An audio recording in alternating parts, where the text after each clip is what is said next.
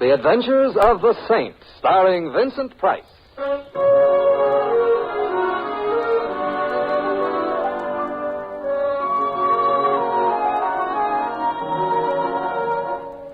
The Saint, based on characters created by Leslie Charteris and known to millions from books, magazines, and motion pictures. The Robin Hood of modern crime now comes transcribed to radio, starring Hollywood's brilliant and talented actor Vincent Price as the Saint. Just step a little closer, if you will, my friend. You might be the start of a mighty and surging throng. You mean me? You and none other. Slumming the night, friend? Oh, I just happen to like carnivals. The gentleman says he likes carnivals. And now let us all step up a little closer here while we talk about the greatest attraction on the mighty Midway.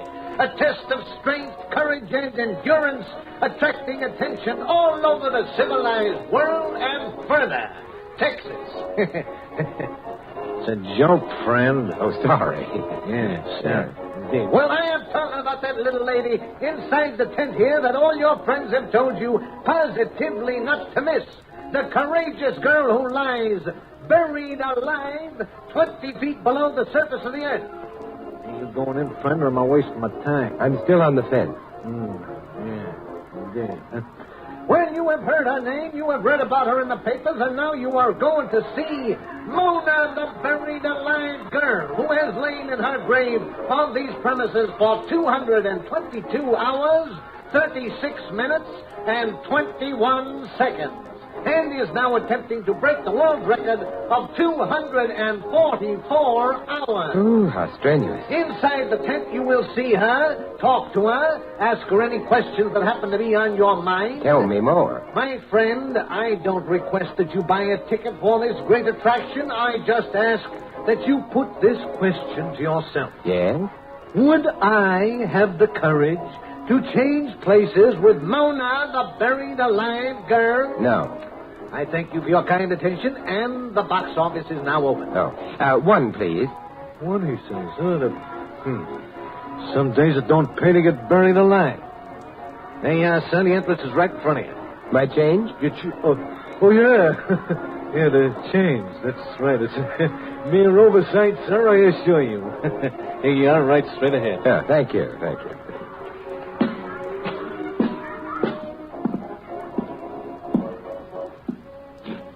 To communicate with Mona, talk down tube.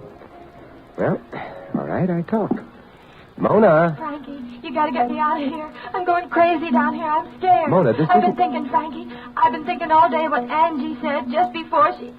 I don't want to end up like Angie, Frank. I don't. And I will if you don't get me out of here. I know I will. I don't want to die, Frankie. Get me up. Mona, this isn't Frankie. This is Simon Templar. Can I help you? Oh, you're not Frankie? No, but I'll help you if you'll tell me what you're afraid of. Mona. I am in very good health and am enjoying no physical discomfort whatsoever.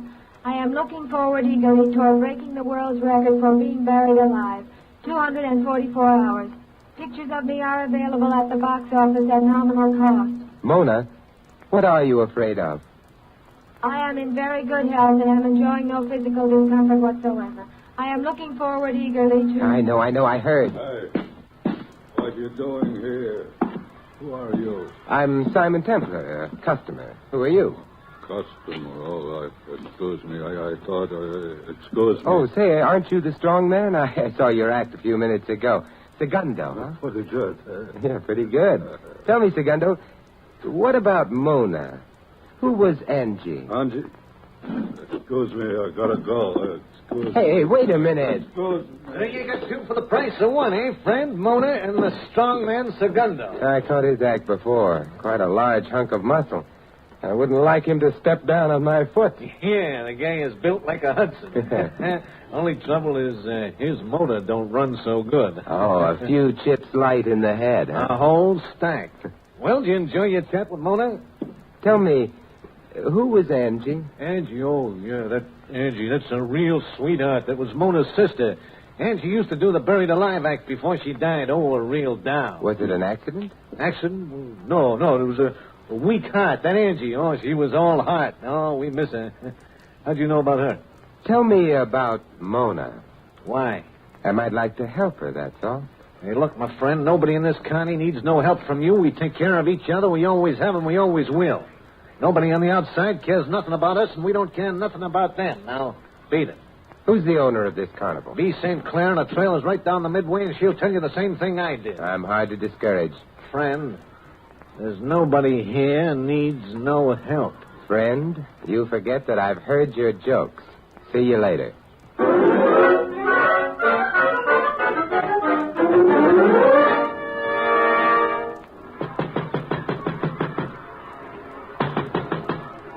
Come in. Miss St. Clair? Right. Who are you? I'm a customer of your carnival. Well, come in, customer. Sit down. Oh. Thank you. I wanted to ask a few questions, if you don't mind. Where's your question license? My name is Simon Templar, also known as the Saint. Gee, I'll form my own opinion. What do you want to know? I'm interested in Angie. Oh, Angie. Mm-hmm. They never come any better. Every 100 years or so, you meet somebody nice in this louse-trap circuit. And Angie was one of them. Now she's gone, and the crumbs remain. Anything peculiar about the way she died? Sudden, that's all. Heart. Why? And her sister Mona took her place. Yep. Mona's a good kid, but a kid. Any chance of her being brought up from the living grave soon? Why? I got the impression she didn't like it down there. No, you did. You know something? I don't like running this flea circus of a carnival either. Some mornings I don't even like living. But I don't come running to you about it, Mr. Templar. You won't bring her up then, huh? No. I got nothing to say about it anyway. It's up to her husband, Frankie Fowler. You catch his act? Frankie, the tattooed boy? I'm afraid I'm not an art lover. Well, he's no Mona Lisa, Jack. Any more questions? Would I get any more answers? No. But when a woman says no, that's not always what she means. Jack, that's an entirely different type of question.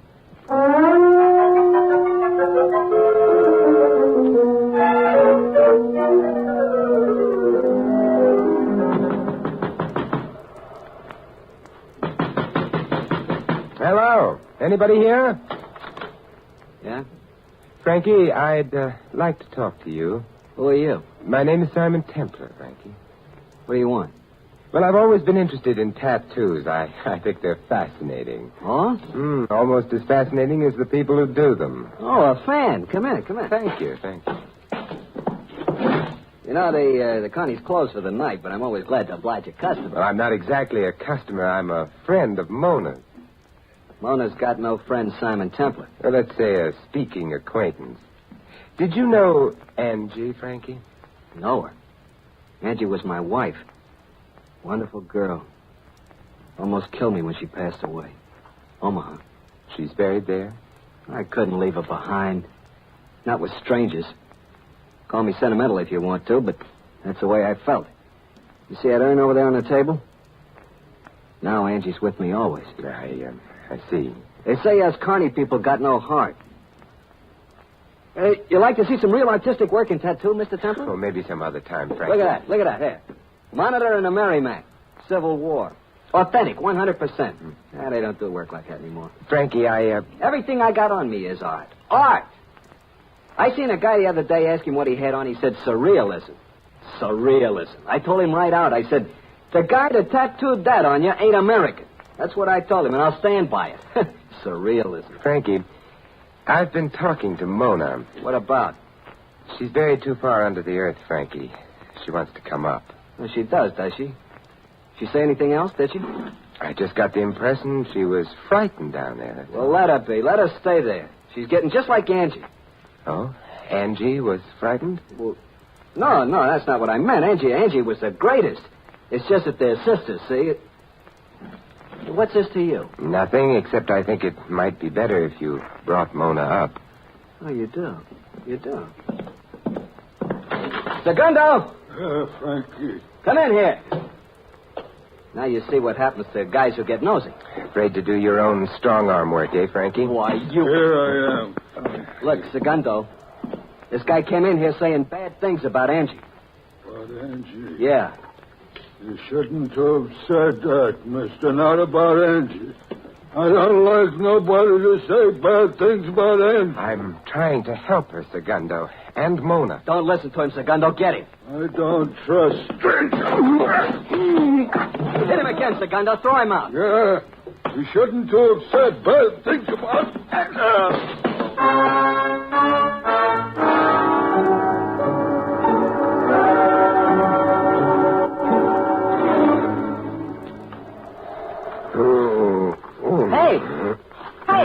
Hey, wake up, mister. Wake up. Hey, carnival's closed for the night, friend. Why don't you go home and sleep? Wait till I find my head. What happened? Well, let's say too much cotton candy and circus peanuts, huh? Drink help you out? Ooh, immeasurably. Lead the way. You don't mind drinking with a dwarf, do you? Why should I? Well, some people do. My name's Carlos. Hello. I'm Simon Templar. Yeah. Right in here. My home. One of the wagons. Don't bump your head. I'll watch it. Here. Pour this down. Thank you, my friend. I needed that. Have to go, or can you stay and talk a while? I'd like to stay if I may, Carlos. Thank you. I very seldom get the chance to talk, Mr. Templar. Why is that? The dwarf's rather a lonely occupation. Not freak enough to make much money in the carnival, and too much of a freak to be accepted out of it. I'm sorry to burden you with my troubles. Everyone's troubles are everyone else's, Carlos. Well, thank you. Want to tell me about yours?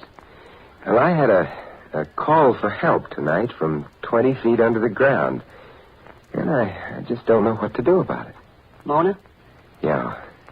She said she was afraid she would end up like Angie. She wanted to come up, or nothing at all, since Angie died of natural causes. That's what they all said. Did you tell anyone else about this? Not directly, no. Frankie refused to let her come up. We got into it. Don't throw you out. An understatement, Carlos. Have another drink. Yeah. Mona never talked like this before. She was never scared, not like Angie. Mona's got guts. It worries me. Go here. Oh, thanks. What about the man who was married to both of them, Frankie? Simon, if you were born a freak like I was, you had no choice and you can be philosophical. But if you make yourself a freak like Frankie did, you gotta hate yourself and everybody else as long as you live. And yet 2 women married. Don't rub it in. I'm sorry. I shouldn't have jumped you. I'm not always as philosophical as I try to be. I can't help thinking of Mona, buried alive, afraid. Afraid of what? And she mentioned that Angie said something to her just before she died. What? She didn't say.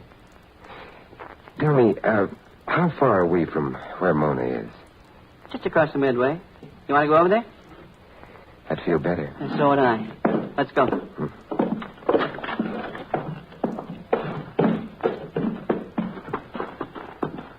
What about Bea St. Clair, Carlos? Can you figure her out? Well, not quite, because I don't think Bea can figure herself out. She hasn't had much fun either. I hope she gets some. This is Mona's tent, isn't it? Anybody around? Not a soul. Let's go in.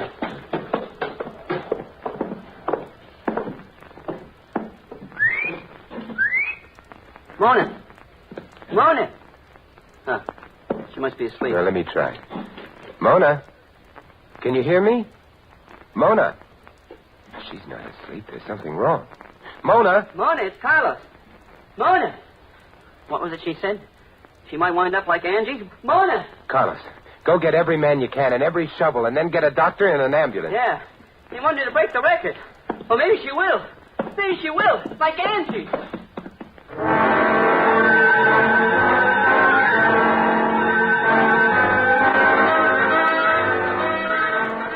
I'll help you. That's it. Don't stop. Get out of the way. Move. Go.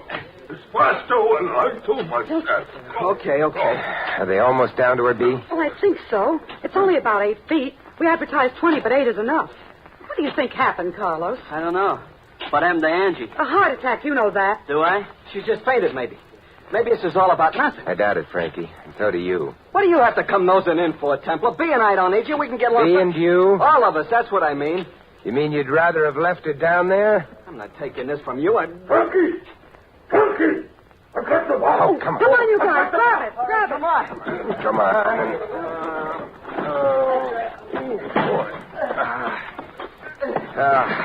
There now. Give me a hand with the lid. You better come over here, Doctor. Right, Mr. Templar.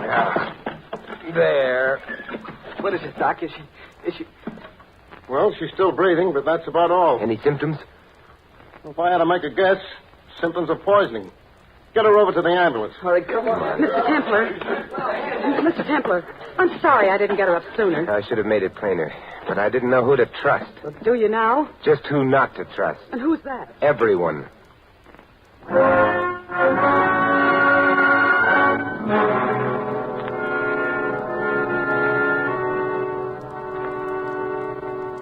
How is she this morning, Doctor? Oh, she's a sick girl, but she'll live. We got her in time. Oh, I'm glad. What caused it? Poison of some kind, definitely. I'm waiting for a lab report. May I see her? Yes, go ahead, Mr. Templar. She's rational now.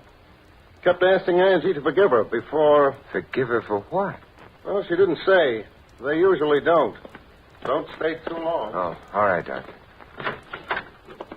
Good morning, Mona. Who are you? Simon Templar. I spoke to you down the tube yesterday. You thought at first I was Frankie. I don't remember. Don't you? You said you were afraid you might end up like Angie. She said something to you before she died, Mona. What was it? I don't remember. She didn't say anything. You know what happened to you last night, Mona? No. There was poison in your food that was lowered through the tube. Got any idea who did it? Poison? I don't believe it. Well, police will find out. I don't want the police. I did it. I took it myself. What kind? Well, I don't remember, but I took it. Why did you want Angie to forgive you, Mona? Who told you that? I mean, you're making that up. I'm trying to help you, Mona. I don't need help. I want Frankie. I want him back. I want him back. All right. I'll find him for you.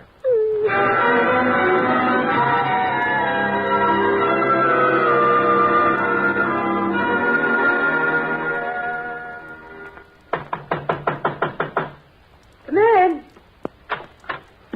Simon, come in. How are you, B? How's Mona, Simon? Better, Carlos. I was at the hospital all day. Had to wait for the lab reports on the poison. Who did it? Oh, it could have been put there by anyone. To the police now? Not yet. Mona claims she took it herself. She's obviously protecting someone, or is afraid of someone. But who? B, you don't have to answer unless you want to. What, Simon? Has there been anything between you and Frankie? Well, everybody gets lonely. Are you still lonely? Jack, I got no ambition to travel around the country and earn. That answer it? That's good enough.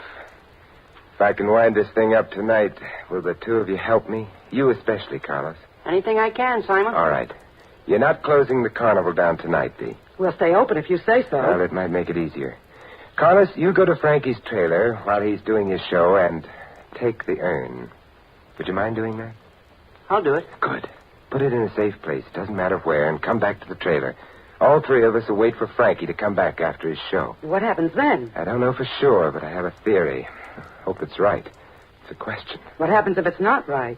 B, that's an entirely different type of question.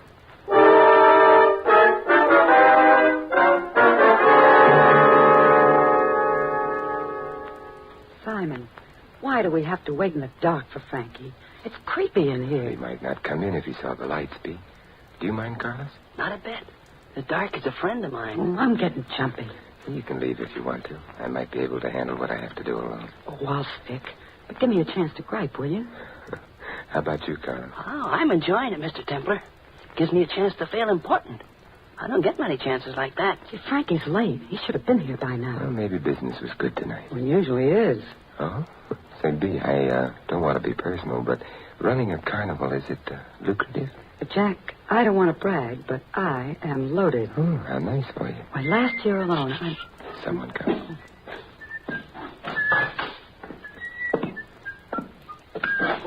Good evening, Frankie. Templar. What is this, B? I couldn't keep away, Frankie, but I brought my chaperone. Well, get him out of here.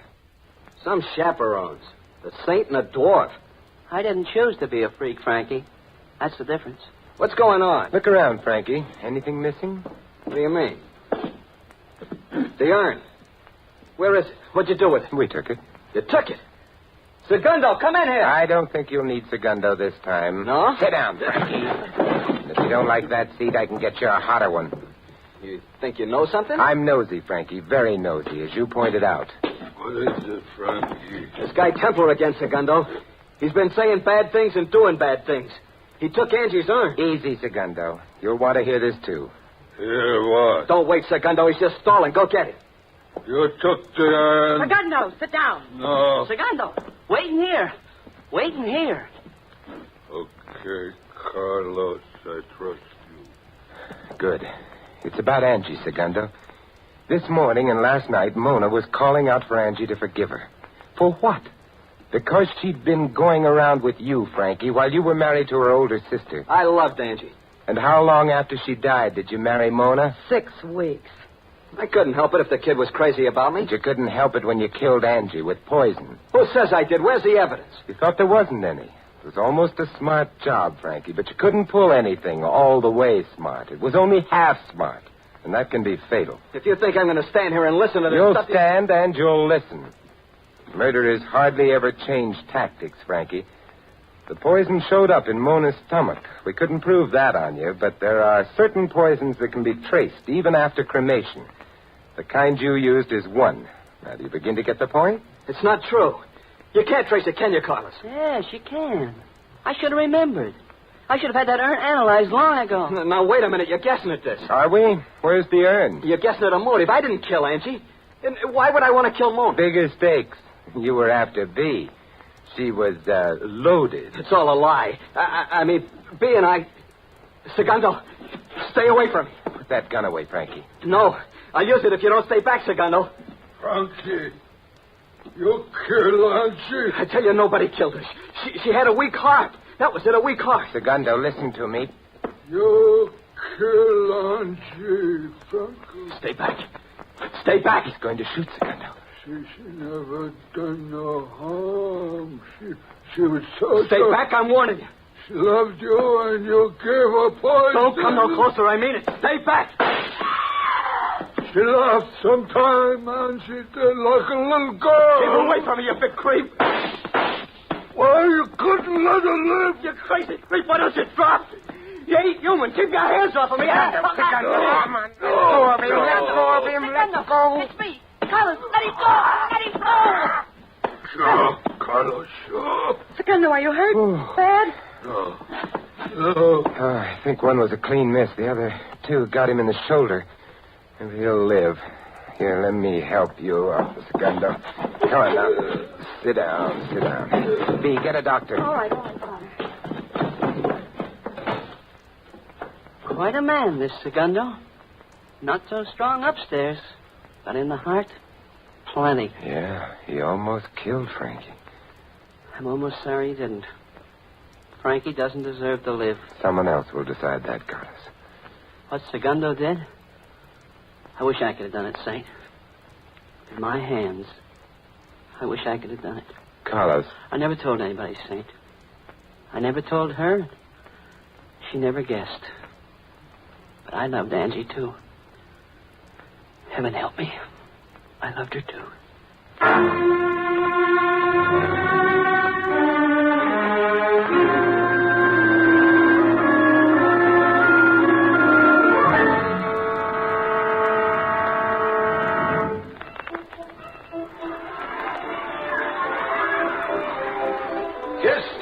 Closer, if you will, my friend. You mean me? I mean you. You care to see the fat lady, friend?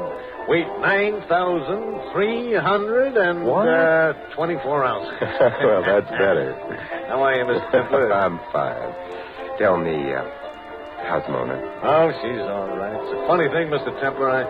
I think Angie must have told her when she was dying that she suspected Frankie. But Mona could never bring herself to believe it. She still can't. But I guess she will.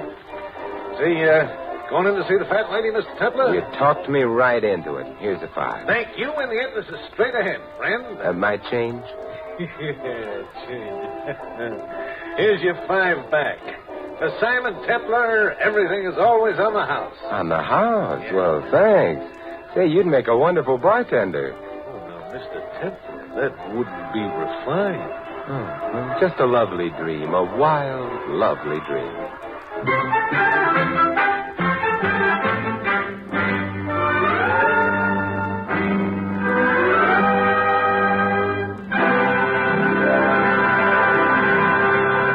You have been listening to another transcribed adventure of the Saint, the Robin Hood of modern crime. And now here is our star, Vincent Price. Ladies and gentlemen, your life is your own. It's yours to guard when danger is near. And danger is never absent from the highways of America, where some 30,000 persons are killed every year. Only you can take the responsibility for averting the most tragic of all traffic accidents, the accident that happens to you. You can take that responsibility by recognizing the dangers of the road and by obeying the laws that have been made to protect your life. In almost every single motor accident reported by the National Safety Council, there was at least one violation of traffic regulations. The most common violation was speed. Speed too great for safety. Speed to save a few seconds. Speed that spelled out death and tragedy on the road. And, as always, the National Safety Council warns about driving after drinking. It's not an empty warning because fully 1/4 of all fatal accidents involve drivers or pedestrians who have been drinking. This is a fact. So when you drive, remember that an accident can happen to you. Learn and obey the traffic laws and don't take the little chances that so frequently result in a smash-up. The care you take may save a life, and that life may be your own. This is Vincent Price inviting you to join us again next week at this same time for another exciting adventure of the Saint. Good night.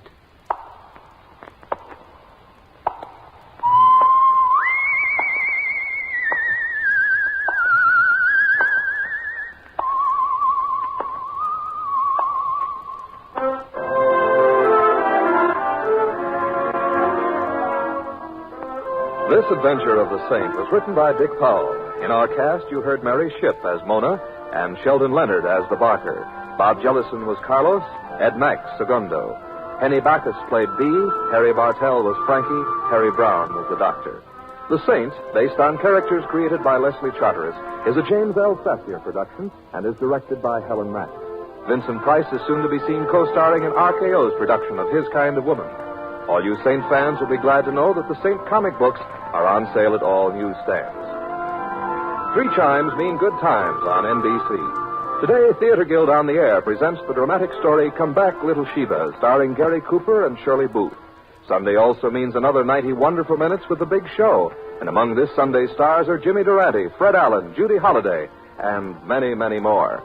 And, of course, Tallulah will be the MC. And for a sparkling article about the glamorous Tallulah, see the latest issue of Look magazine, now on sale.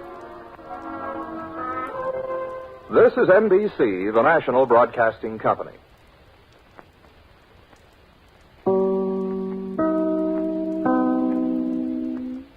We delay the start of this program to bring you a special news bulletin. From the NBC newsroom in New York, 2 fresh columns of North Korean troops have crossed the Han River and are moving southward below Seoul. 2 other invader columns have outflanked the town and airstrip of Suwon on the east. And a spokesman at a U.S. advanced headquarters in Korea says the defense situation has definitely worsened in the past 24 hours. Keep tuned to your NBC station for the later news.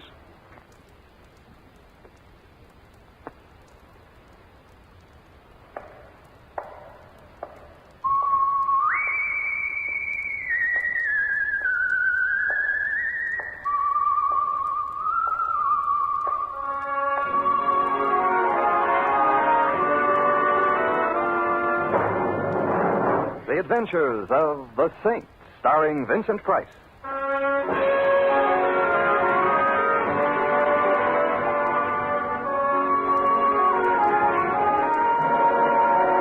The Saint, Based on characters created by Leslie Charteris and known to millions from books, magazines, and motion pictures. The Robin Hood of modern crime now comes to radio, starring Hollywood's brilliant and talented actor Vincent Price as the Saint.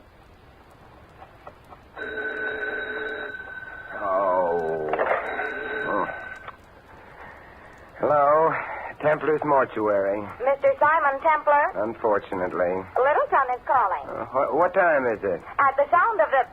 I'm sorry, I'm not allowed to give that information. Littleton is calling. All right, put him on. One moment, please. Hello? Hello? Is this Simon Templar? Yes, it is. Well, my name is Shirley Gray. Please, I need you... Yes, go on. Hello? Sammy. Who are you talking to? Oh, well, I was just calling you at the theater. You knew I was with the cops. Hang it up. All right.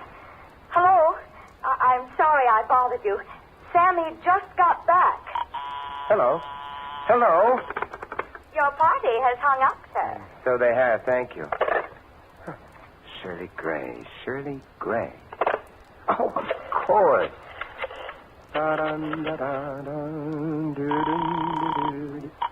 Homicide, Lieutenant Schwartz.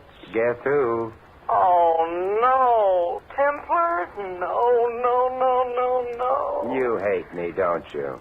Templar, this is the Homicide Bureau. I am up to the cleft of my rugged chin in work. I got maniacs confessing to murders that never happened. I got murderers caught in the act who say, who, me? And now, I got Templar. Yes, Lieutenant? Templar, you got something to say? Say it. Anyone for badminton? Templar, Okay, Lieutenant. I just want some information. Read the newspapers, Templar. They whip up the crime waves. I don't. Well, then, what do journalism's juvenile delinquents have to say about events in the city of Littleton today? You don't know? I couldn't even guess. Well, stay happy. Go back to bed. Lieutenant, I'll write a letter to the Times. Okay, Templar, have it your way. You ever hear of a band leader named Terry Richards? Of course. You mean the one they call the real gone guy? I hope to hold your half note, Templar. He's real gone, all right. So gone he's dead. He was strangled. Oh? Well, thank you, Lieutenant, for your first exclusive. Look, if you're figuring to butt in, Templar, I wouldn't. Now, you know me. You remember better than Lieutenant Ruggles? Old meathead? Old meathead. Well, he's now chief of police at Littleton. You'd better stay out of his way. I wouldn't dream of getting in his way. Or would I? I'm not kidding, Templar. Terry Richards was a real big name. Ruggles wants this one for himself. You get in his way, he'll have you so deep in the pokey they'll be feeding you with a pea shooter. And hey, on second thought, is that bad? Lieutenant. Yes, Templar. Did someone spike your bubble gum this morning? Yes, Goodbye, pal. Don't sneeze into the breeze.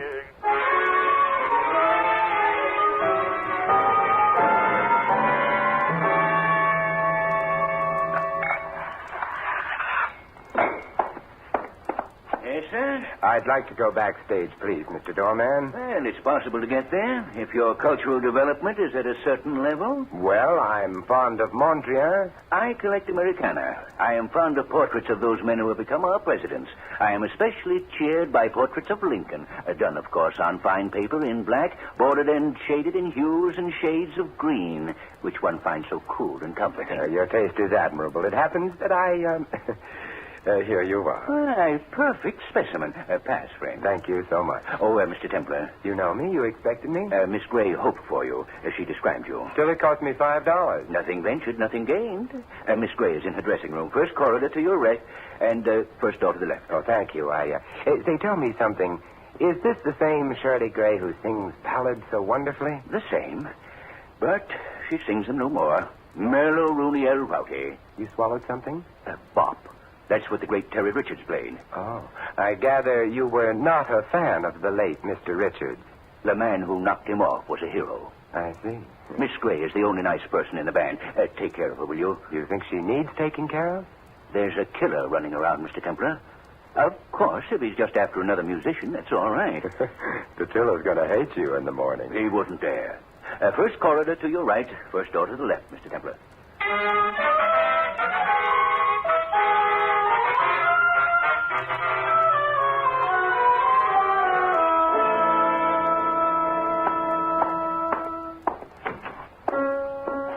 Miss Gray?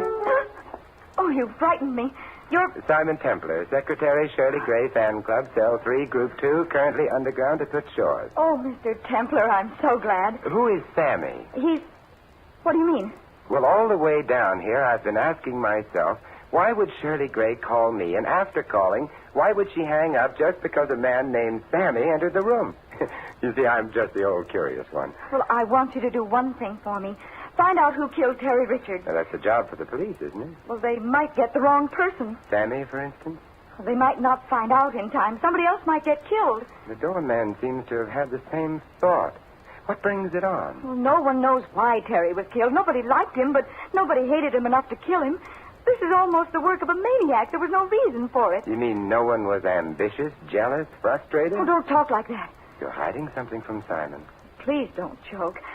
I found Terry's body. I called the police, and they said he must have been strangled with a stout, thin cord, but... Well? Well, they're wrong about it and about everything else. He was strangled with a... What's this?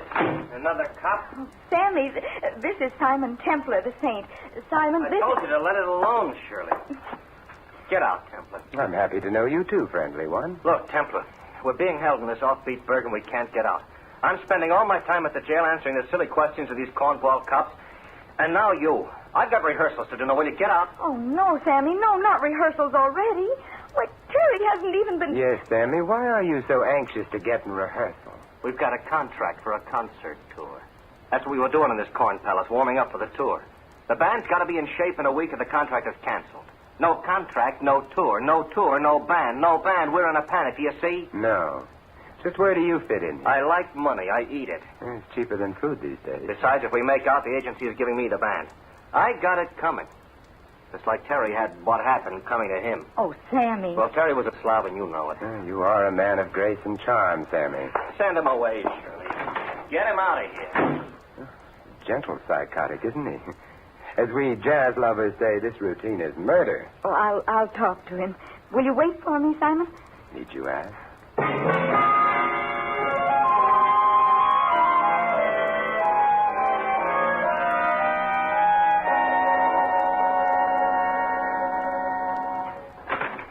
May I come in, Mr. Templar? Of course.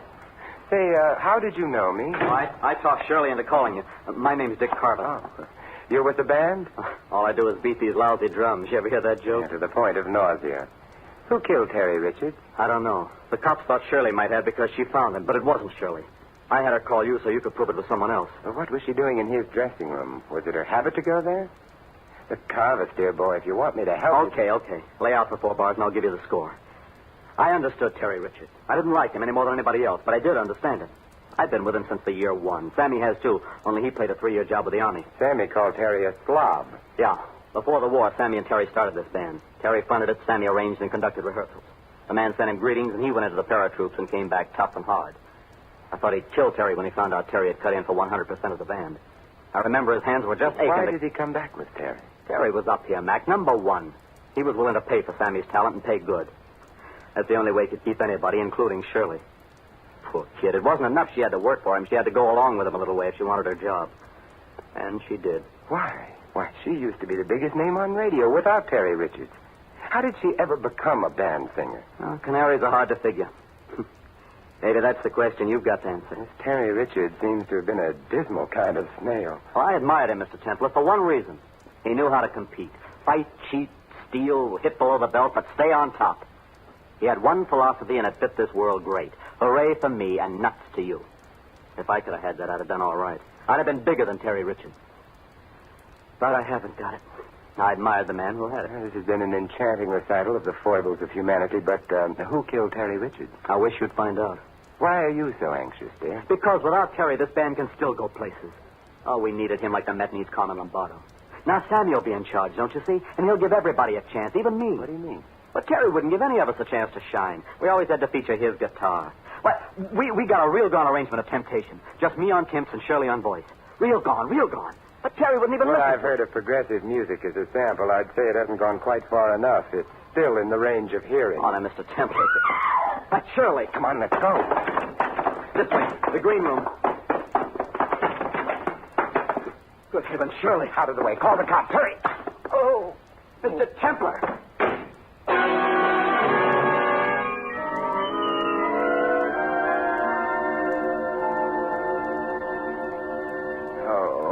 Are you all right, Simon? Oh, yes, Angel. I'll be all right. Hey, I thought you were dead. She just fainted, Templar. Did you call the police, Dick? Between giving her smelling salts and bathing your head, I haven't had much of a chance. What, as they say in the whodunits, happened? Somebody slugged you from behind and pushed me through the door and slammed it. Oh, my neck. Oof, there must have been a rabbit punch. Do you want a doctor, Simon? Dear heart, I want an answer. By the way, what did happen to you? Well, I argued with Sammy for a while, and then I came over here, and I picked up Sammy's baton, and this was wrapped around it. Wait till I stand up. Oh, that floor was so comfortable. Hey, what is this thing? It's an E-string from a guitar. Huh. It's what was used to kill Terry. Probably from his own guitar. Probably someone had a sense of poetic justice, a guitar string for a guitarist. Let me see that thing. Ow! What's the matter? I pulled it tight. It cut into my hands. Hey, wait a minute. Did you know Terry was killed with an E-string, Shirley? Well, it was beside him when I found him. Between the time I called the police and the time they got here, someone had taken it. Shirley, my sweet, Emily Post has it that when one is in possession of evidence or information about evidence, one tells the cops, or one suffers, one does. Well, I was afraid. But you see, you are more afraid now. This thing is a warning for Sammy, for you, or for everybody. Hey, by the way, where is Sammy? Why didn't he come running when he heard you scream? Same reason I knew she was in the green room and not his dressing room. His room is soundproof. Well, I move that we adjourn to Sammy's little cell and see. No. Shirley, you're not going to be stubborn. All right, let's go.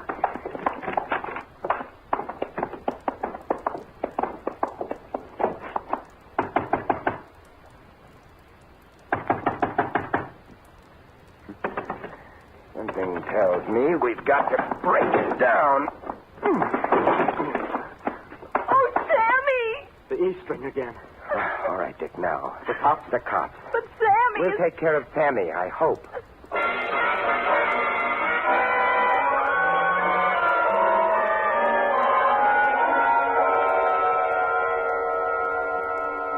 Mr. Templar, I have answered the questions of the police. I have answered the questions of my wife.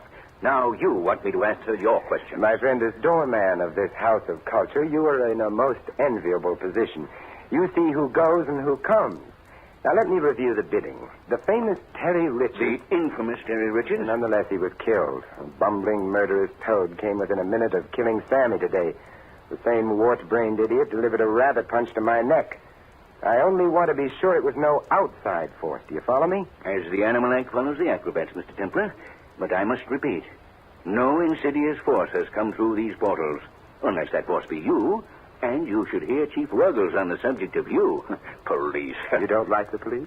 Mr. Templar, the police were put on this earth for one reason, so that so-called musicians could arise in the morning with the assurance that somewhere on earth there was someone lower on the scale of human beings. You could be censored for that. Tell me, are you here all the time? Mr. Templar, there are matters one does not discuss with just any stranger. Oh? Oh, touche, I'm sure. I simply want to learn who could be a murderer. That's all. It's a simple want. Some people want food. I want a murderer. Some people want a new apartment. I want a sneaky, soft-pedaled thug who could walk so softly he would be unheard. And who would slug me from behind. Even I could do that, Mr. Templar. I wear sneakers. They're relaxing. I could come upon you so quietly. So you could. I'll give it thought. Thank you so very much. It was nothing, Mr. Templar. I know. Nothing.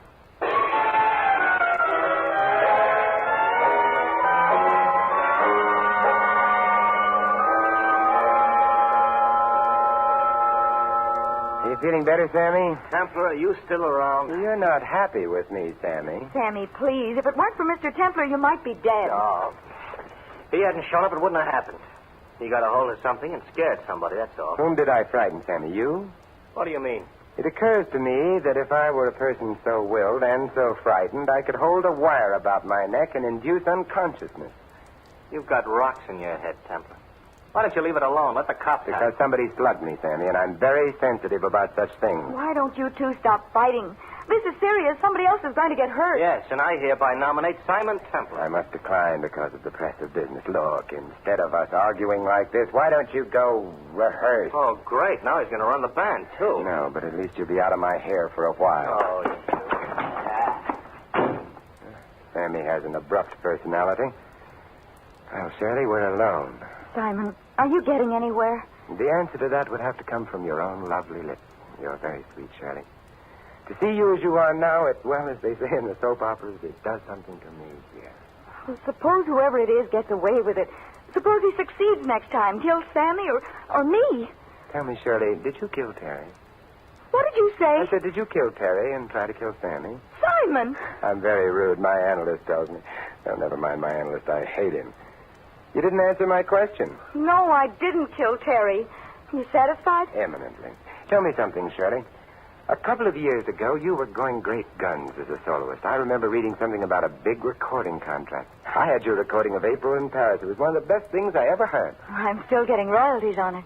How is it that you came to work with a band? What happened that you gave up your contracts and your big career? Why do you stay with this band? Is my career pertinent? I don't know, but I do know that we're going to have this cleared up very soon. Oh, do you really think so? Mm-hmm. I've got something right on the tip of my mind. Can't quite get hold of it, but I will. And if we can clear it up in time and Sammy has the band in shape, you'll be hitting the road, so you'd better be in shape. But Why don't you go to your dressing now and rest, huh? Go on. It'll do you good. Well, all right. If you say so. I'll walk with you. Is that idea of Dick's about temptation going to work out, really? I don't know, Simon. I'm not too crazy about it, but maybe it will. I hope so for Dick's sake. Dick's sake? Yes. You know, every time Sammy wrote an arrangement so Dick would have some breaks, Terry would insist that it be rewritten for his guitar. And poor Dick would just sit up and keep a rhythm. As he said, all he does is play those lousy drums.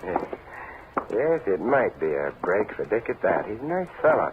He's got something coming, I should suppose. Well, this is where I drop off. What are you going to do? Oh, I don't know. Catch a murderer, maybe?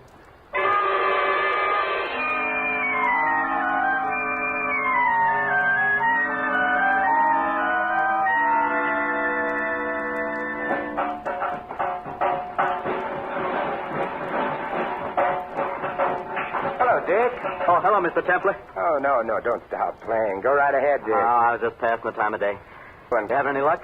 Well, I'm about to step out of the store window and call for Philip Marlowe.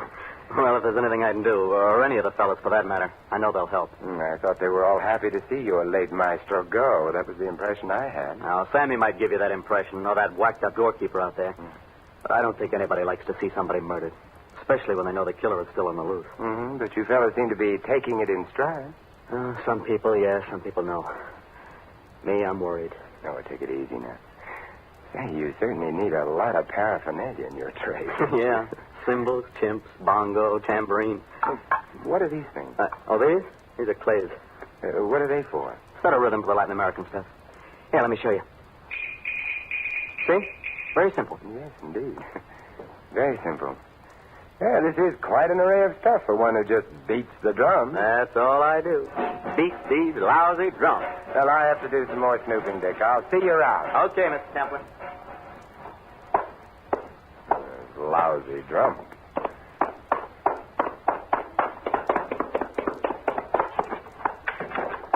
Hey, what's the idea of busting in here? Sammy, I've got 2 questions for you if you're interested in finding Terry Richards' killer. I'm not. Number 1, you were in the paratroops? Yes, I was in the paratroops. Number 2, did you make patrols behind the lines where you had to kill a man with your own hands? You scum. I asked you a question, did you? That's my answer. Now get out of here. And if I set eyes on you again, I'll... Kill me, Sammy? Get out!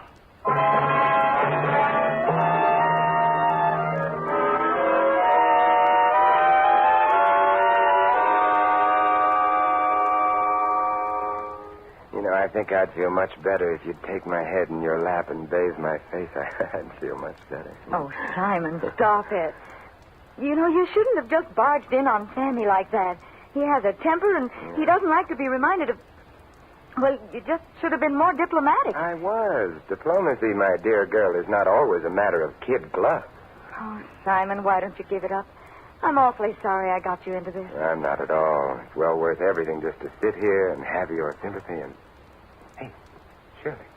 Simon, what's the matter? That dress form. Round the neck of it. An E string. Oh, Simon, Never mind, Shirley. I think I know what it means now, all of it. But why me? Do I know something? What is it? No, you don't know anything, but you've done something. Yes, it figures. Oh, Oh, Simon. Now, don't cry, Shirley. Tell me, did Sammy get someone to take Terry's place with the guitar? No. Good. First, we'll take care of that for him. But I... Second, you're going to make sure the public address system is warmed up in the wings so I can use it. And third, you're going to tell Sammy and Dick you want to run through temptation. Oh, no, Simon, I couldn't. Make like that tired old gag. You know, the show must go on. It's one of the most important things in your life. And I want you to do just as I say, or I'm afraid you're not going to have a life to have important things happen in.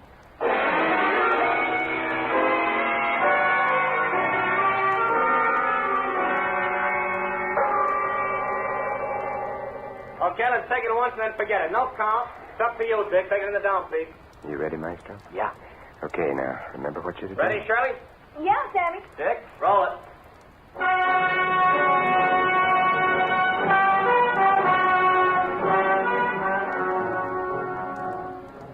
You came, I was alone. I should have known you were temptation. You smiled, luring me on. My heart was gone. You were temptation. Okay, Maestro, it's yours.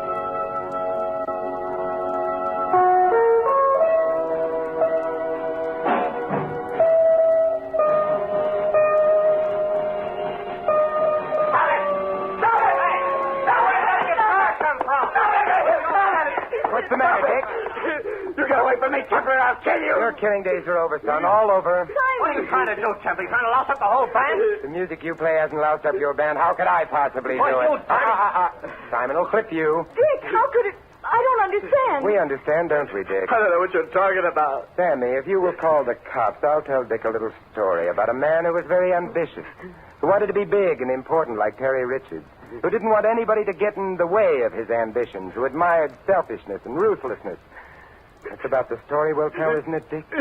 All I do is beat these lousy drums. All I do is beat these lousy drums.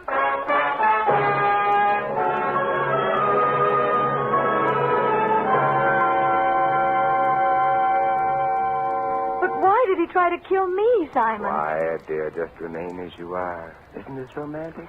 Simon, you should know Oh, that... I do know. He killed Terry because, as you said, Terry took all the licks. Which is say that Dick thought belonged to him.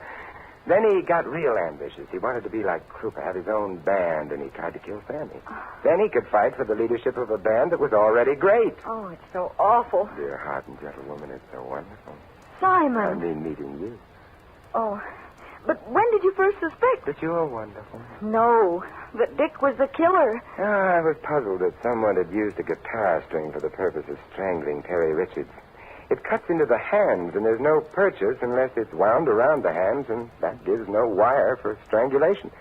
Then I came across the claves and Dick's drums, and everything fell into place. I see. You know, I remember when Sammy got back from the army and we had a party, and he got drunk and told us how they used to kill the enemy with wire, the ends of which were tied to batons to give them, what did you say, purchase? Sure. You're making Simon sound anticlimactic, and that's not in the contract. Oh, I'm sorry, Simon. You really did a good job, but... Now, just stay as you are, dear. Oh, Simon... Well, in any event, Dick remembered Sammy's tales with the paratroops. He tied the ends of the guitar strings to the claves he used for Latin American rhythms.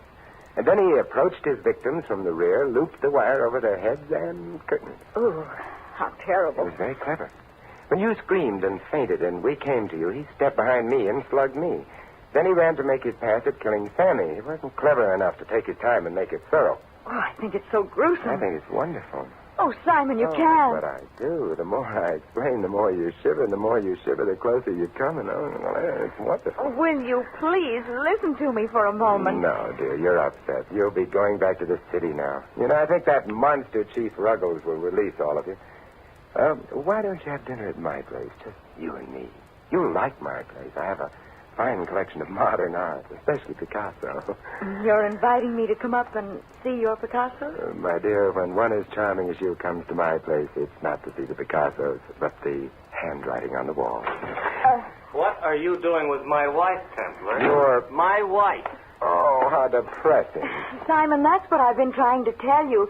You asked why I stayed with this band and gave up my other career. Well, it's because Sammy and I have been secretly married for 6 months. Oh, no. Well, that's why I called you. I was afraid when the police found out they'd think that Sammy killed Terry because of jealousy. I would still like to know, Templar, what you were doing with your arm around my wife. I was consoling her. Oh. I've got some consolation for you. Sammy, I wouldn't advise violence. I'm ready this time. Violence? You've got me all wrong. Chief Ruggles. Sammy. Now, what do you want? You still looking for Templar? What else? Here he is. Oh, no. Templar. Hello, Chief. I want to talk to you. Say goodbye to the nice man, Shirley. Goodbye, Simon. And thanks. Dear, my sweet. We'll meet again. Over my dead body. I'll try to arrange it.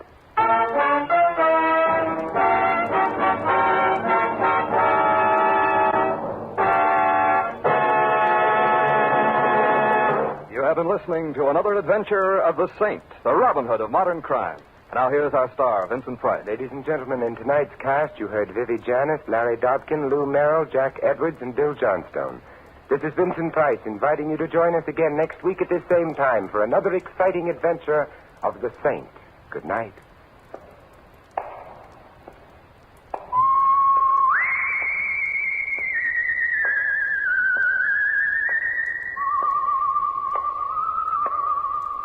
Script of The Saint was written by Charles Glenn. Music was composed and conducted by Von Dexter. The Saint, based on characters created by Leslie Charteris, is a James L. Safier production and is directed by Helen Mack. Vincent Price is soon to be seen in the Universal International picture Curtain Call at Cactus Creek. And all you Saint fans will be glad to know that the Saint comic books are on sale at all newsstands. Your announcer is Don Stanley. Next, it's Sam Spade, then Summer Symphony on NBC.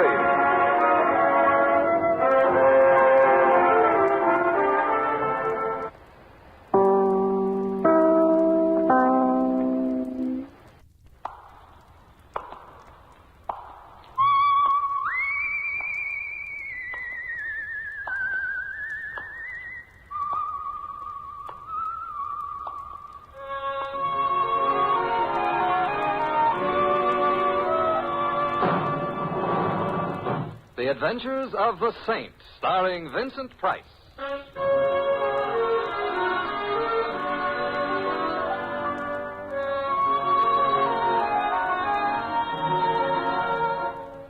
The Saint, based on characters created by Leslie Charteris and known to millions from books, magazines, and motion pictures. The Robin Hood of modern crime now comes transcribed to radio, starring Hollywood's brilliant and talented actor Vincent Price as The Saint. Come in. Hi, Mr. Temple. Oh, hello, Louie. Where are you? I'm in my room. I'll be ready in a minute. Hey, wait till you see my cat. I gave it a bath for Christmas. Well, congratulations. Yeah. Look, I don't want to rush you, but if you don't hurry, Christmas Eve is going to be already Christmas morning, and what'll all them tots think? Oh, them tots will be singularly fortunate. However, all I have to do now is get my whiskers on. There. How do I look? Mr. Templar, if I didn't know you was Mr. Templar, Yeah. I wouldn't know who you were. Louie, don't I look like Santa Claus? This may come as a surprise to you, Mr. Templar. Santa Claus is fat. Oh. You're not fat. Oh. Well, hand me that cushion from the couch, huh? Okay. Here. Now, thank you. Now then. How's that? Now say ho, ho, ho. What for? Santa Clauses always say ho, ho, ho. Oh, I see. Ho, ho, ho. Well, anyway, you look like Santa Claus. Hey, Mr. Templar, whose idea was this? Mrs. Winterbottom's. Oh, the dame who annoys tots on Christmas Eve. Mrs. Winterbottom is a very well-known philanthropist, and every Christmas Eve she collects hundreds of small children and feeds them. Yeah. Who feeds them the rest of the year? Don't be bitter, Louie. Sorry. At least I ought to give the little tots a laugh. Yeah. And I suppose there is something to be said for Mrs. Winterbottom. Don't say it now. Don't worry. There's something to be said for Santa Claus, too. He does go around filling stockings. Yeah, I know a blonde. Shouldn't say that either, huh? No. Someone at the door. Louie, would you mind? No. It's probably one of them tots. Correction. It's a tot 20 years later. Get in. I'm already in. Back up. I'm backing up. Thanks. Now, reach, gents. Hey, you know, that gun in her hand looks loaded. Now that you mention Reach. For what? The chandelier. I can't. Why not? No chandelier. Oh, a wise guy, huh? If you're going to shoot me, I insist on knowing your name. Just call me Sally. Sally. And your last name? Never mind that. How would you like to get plugged in the... Breadbasket? Where? Oh, let's pass lightly over that. I wouldn't like to get plugged anywhere. And shut up. All right. Where is it? Right down the hall. Are you trying to be smart? Not especially. So it's going to be like that, huh? Like what? Now, you listen to me, Fats Boylan. Huh? You shut up, too. I didn't say anything. Well, shut up anyway. I'm shutting up. What was I saying? You just finished calling me Fats Boylan. That's right. That's wrong. I'm not Fats Boylan. Ha. Well, it helps keep the conversation Look, going. Fats, are you going to stop stalling and hand over the stuff, or will I have to shoot?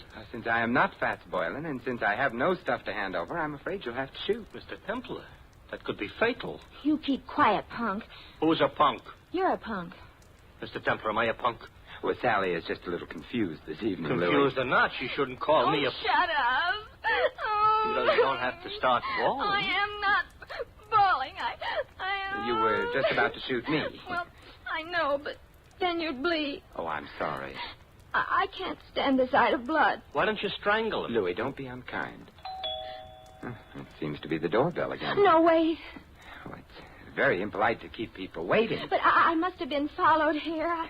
Sally, look, stop illustrating a point with that gun. It might go off. I don't care. But then I'd bleed. But where can I go? I've got to hide. Well, try the kitchen. All right.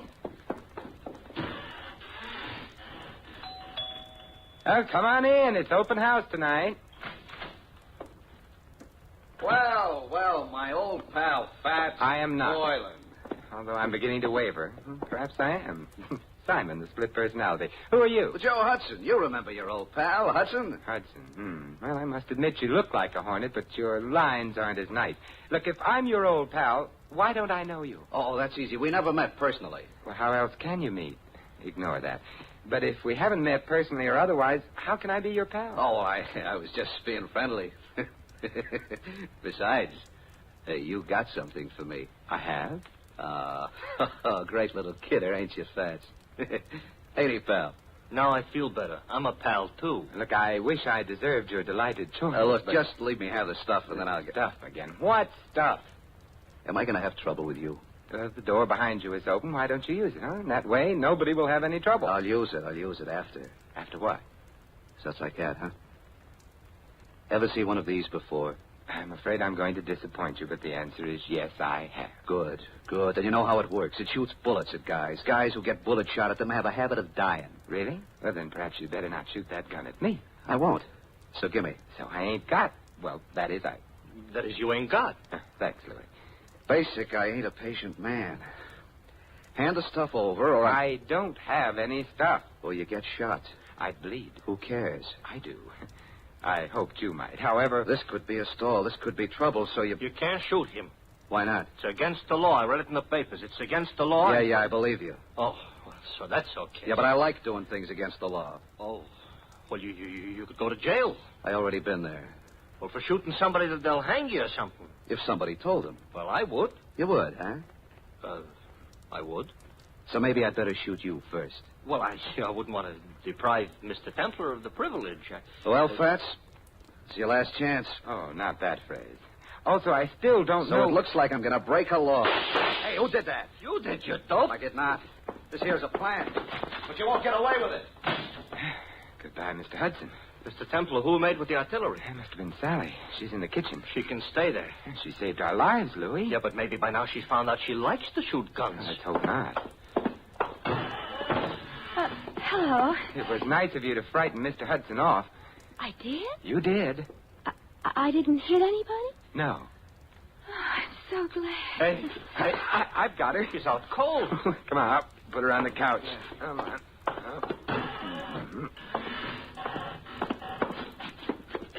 It's a little late, but somebody ought to mention she is not a bad-looking dish. You've mentioned it. Looking for smelling salts in her bag? No. Identification. Here's a driver's license. Her name is Sally Walters. Address 49 Arden Drive. Social Security card. She's the secretary. That's what I need. Take it back. She's coming, too. Better put the bag back. Yeah, but keep the gun, though. There's still some bullets in it. No. We don't want her to know we went through her bag. We're ashamed of ourselves? We're going to pay her a visit. She ain't home. But she will be after she leaves here, and then perhaps we can find out what keeps the home fires burning.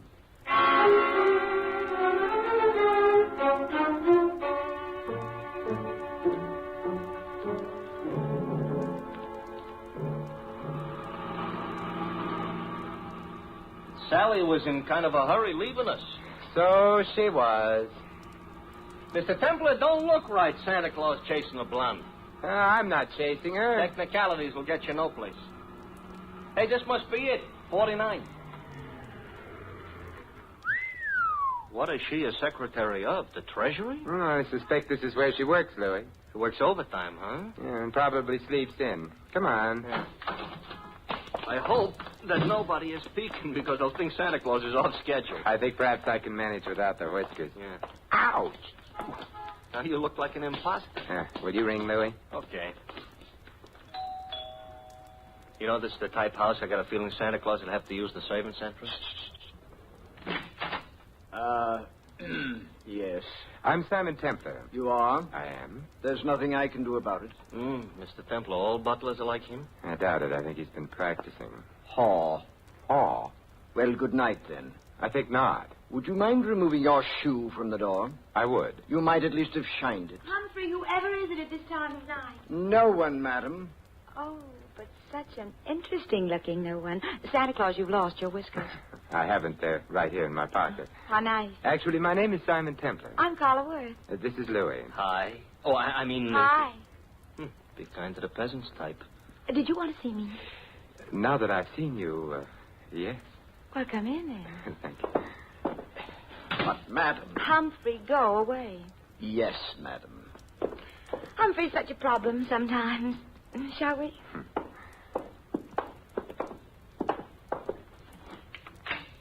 Nice? Yeah.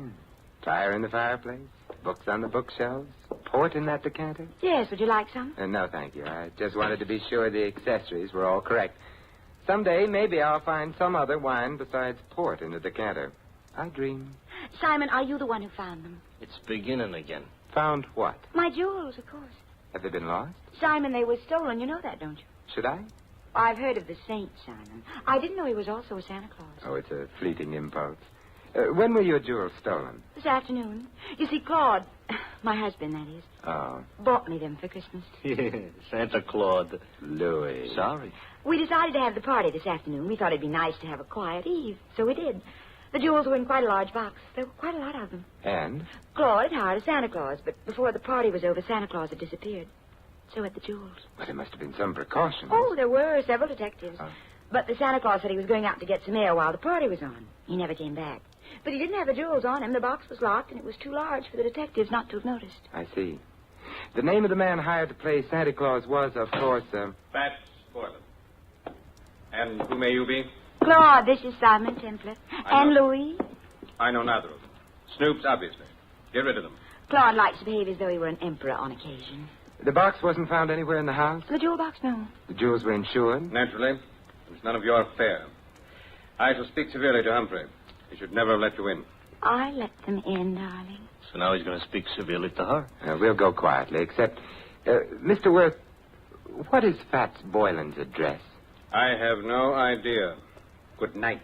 Good night, Simon, and I'm sorry. So am I. I'll show you out. Thank you. Wow, wow, wow, wow, wow. Pronounced Carla Worth. Yeah. What do we do now, Santa Claus? We get into your nice, clean cab and... Hey, wait a minute, Louis. Now we're going to find out what became of Sally. Simon. Well, good evening, Sally. I overheard. Fat's address is 17 Beale Street. 17 Beale. Yes, I've got to get right back to the house before anybody notices. Goodbye. An awful short visit. But long enough. Now we're going to visit Mr. Boylan? I think so. I hope he ain't so handy with a gun as the rest of these characters. He may be, he may not be. Now I'm all cheered up. But there's one thing I'm sure he isn't. What's that? Fat. Quite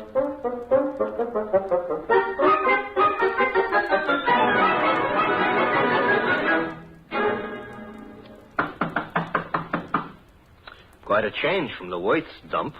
Now this is a dump. Yeah, and Mr. Boylan would seem to be shy. Mr. Templar, you said something about the one thing he wouldn't be was fat. Why? Because he was called Fats? Not exactly. Louis, I'm worried. Hey, the door was open. Yes. Maybe that means our bird has flown? Maybe. Come on, let's go in. Okay. I ain't usually so poetical, but the light's on. Yes. And the room looks funny. Looks like a hurricane came to stay for dinner. And remained for 6 months. Somebody was looking for a jewel box? And someone obviously didn't find it. The extent of the search indicates that. Nothing was left untouched. There's a funny smell in this room, you know. A couple of funny smells. Yeah. One's perfume and the other... Gunpowder. Huh? Gunpowder. That's why I ain't been looking behind any pieces of furniture. It really wasn't very far to look, Louis. Huh? He's behind the daybed. Fats? Fats, Louis. He ain't doing so good? He's dead. And Louis... Yeah? He wasn't fat.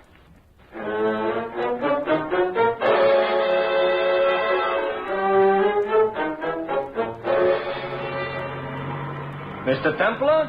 Yes, Louis? We're being followed. Since we got out of Boylan's place. That's interesting. Louis, stop the cab. That'll make it easier for whoever's following us. Exactly what I want. Even on Christmas Eve, this shouldn't happen. Now what? We get out. Don't look behind you. Start walking. Here is a nice, lonely street. Everybody else is home hanging up stockings. I wouldn't mind hanging up stockings myself. Who do you think it is? I think it's our friend Hudson. Oh, I just lost 5 pounds. You mean the guy that was chasing Sally, who was all ready to shoot us until she made the explosion? A neat reminder. Oh, you think he wants our money or our life? Possibly. What kind of an answer is that? In here. Quickly. Here. Mr. Temple, this here alley is full of garbage cans. It's also dark. You don't have to see garbage cans to know they're around. Hudson? Yes. Good evening, Hudson. What? Don't turn around. I've got a gun on you. Hey, I don't like it. Louis, take Mr. Hudson's gun away from him. Okay. Got it, Mr. Templar. Good. Aim it at him. Hey, now, wait a minute. You can't shoot me with my own gun. Why not? That ain't tactful. What other gun could I shoot you with? Your own. Hey, you mean you ain't got a... Oh, mister, you were a liar. And on Christmas Eve, too. Hudson, who hired you to follow Sally and me? It was my own idea. Louis, Mr. Hudson isn't being friendly. He ain't, huh? He ain't. Therefore... Hey, now, don't lose your heads, fellas. We've lost patience with him, Louis. We have? Shoot him, Louis. He's beginning to bore me. He's beginning to... I should shoot him? Yes. Fatal? Fatal. Okay. Except I don't know what my wife and 6 kids are going to say. You haven't got a wife and 6 kids. Now, wait a minute, please. Louis, we're being cruel, prolonging Mr. Hudson's agony. Put him out of it. Now, wait a minute. Who hired you? Mrs. Worth. Mrs. Carla Worth. You quite sure? Strike me dead. That is, don't strike me dead. Look, if she didn't, why would I say she did? You have a point there. But why should she have wanted you to follow Sally? Well, she had an idea. Her husband and Sally were kind of, kind of decorating their own little tree together. I couldn't put it more tactful. I see. So if you got enough divorce evidence, Mrs. Worth could hold up her husband for plenty of alimony. No. No. Oh, Mrs. Worth is the babe with the dough. Mr. Worth is a very well-educated bum. Indeed. Huh? It's interesting. Louis, let me have the gun. Yeah, here. Hey, wait, I just told you the truth. I'm sure you did. No. Mr. Templar, that's gratitude? It's necessity. Oh. We need him out of the way for a little while. He's out of the way. Now, Yeah? Now we're going to find out who else knew that Fats Boylan was thin.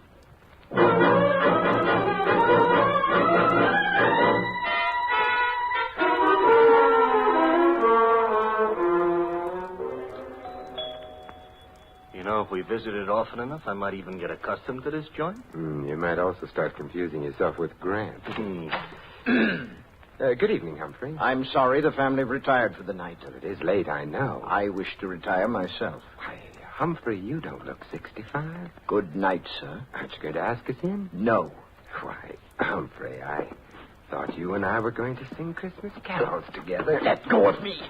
Shut the door, Louis. Okay. I shall complain. All right, but not now.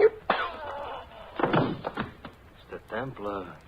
Going to wear that gun out, hitting people over the head with it. And I couldn't have him warn anyone we're here. Why, we're going to burgle the joint? In a way. Huh? And a kinder description would be search the place, Louis. Oh, for what?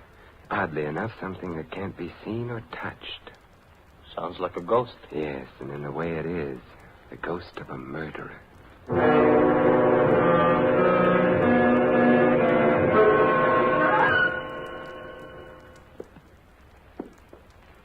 It's the night before Christmas, all right, but a creature is stirring. A couple of creatures, plus. We've covered all the rooms on the other landing. Therefore, the bedroom should be here. And therefore, this should be someone's bedroom. Let's go in. We're sleepy? Now, if I can open the door softly enough and look in. Moonlight through the window. Yes. The dressing room. Door beyond would be the bedroom proper. Proper is not a word we're in any position to throw around. We'll have to go in to the dressing room. Come on, Louis. Okay. Wait a minute, Louis. Inhale. Mr. Templar, I don't usually take breathing exercises in the middle of the night. Louis. All right. I'm inhaling. Well? Perfume. Mm-hmm. Familiar? I could learn to love it, but no. Well, then out we go. You didn't care for that perfume. Didn't tell me anything. What do you want perfume should tell you? Who killed Fats Boylan?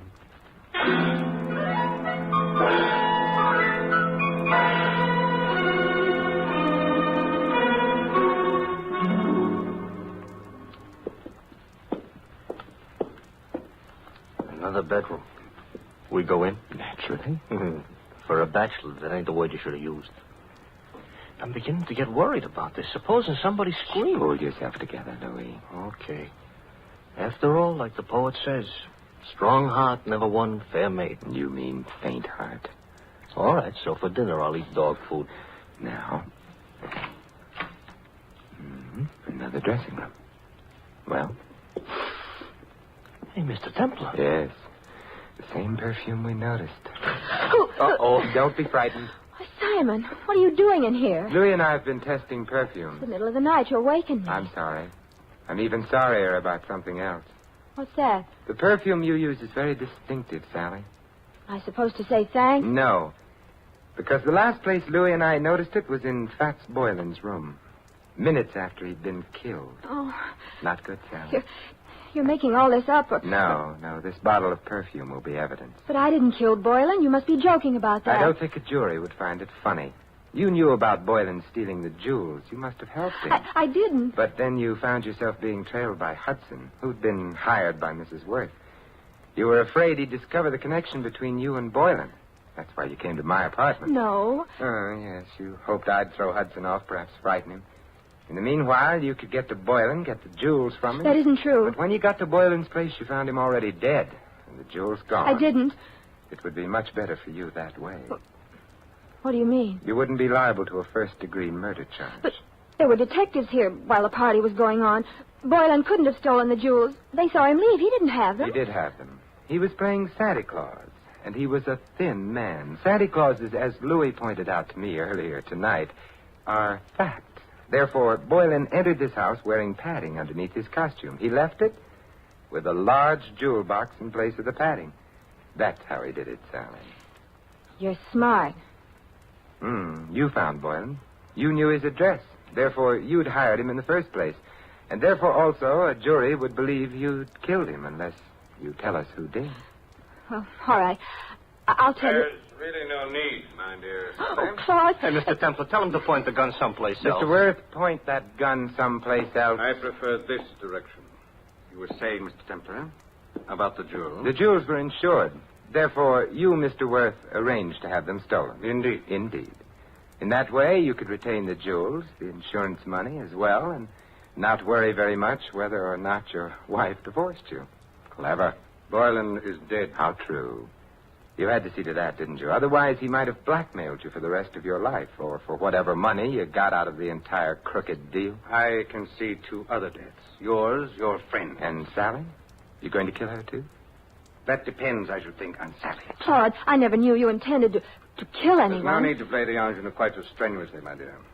You were in on most of it. But not murder. I'm afraid Mr. Templar's pessimism is justified. I shall have to include you.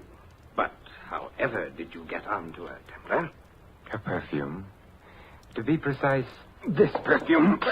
Well, you got him in the eye. Yeah, I hope this gets him someplace more effective. Mr. Templar, the trail of unconscious bodies you're leaving behind you tonight, if laid end to end, Yes, Louis. would look terrible.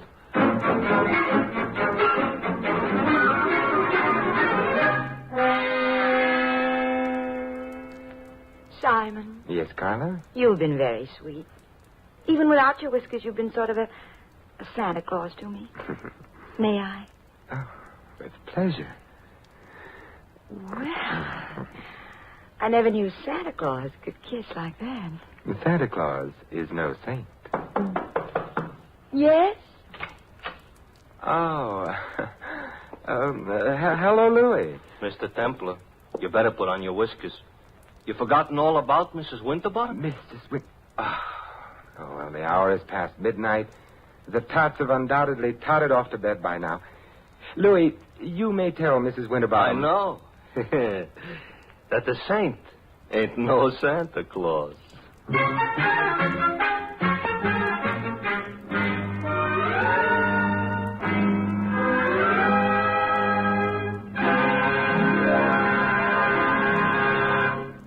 You have been listening to another transcribed adventure of The Saint, the Robin Hood of modern crime. Now, here is our star, Vincent Price. Ladies and gentlemen, all of us who live in the United States are aware of the spiritual values of American life, our factories and machines and luxuries. But there is another side to American life, a side made up of spiritual values. Our country was founded upon faith in God. In the Declaration of Independence, it states that men were endowed by their Creator with certain inalienable rights. Thus, religious faith is part of the very foundation of American democracy, and one of our most precious national heritages is freedom of worship. By exercising this freedom, you and your families can enjoy the spiritual pleasures that come with church or synagogue attendance. Moreover, your religious leaders stand ready to give you their help, whether you need personal or family guidance. And if you suffer the loneliness natural to a newcomer to this country, the churches of your faith will welcome you. We all know that without spiritual values, the other advantages of American life have little meaning. Without faith, the family and the community become unstable. Without faith, the individual denies himself the peace and guidance of religion. The doors of your churches and synagogues are open to you. The freedom to worship as you please is yours. And so America's religious organizations invite you to find yourself through faith and to come to church this week. And may I wish you all a wonderful Christmas, and for the world, peace in all the years to come. This is Vincent Price inviting you to join us again next week at this same time for another exciting adventure of the Saint. Good night.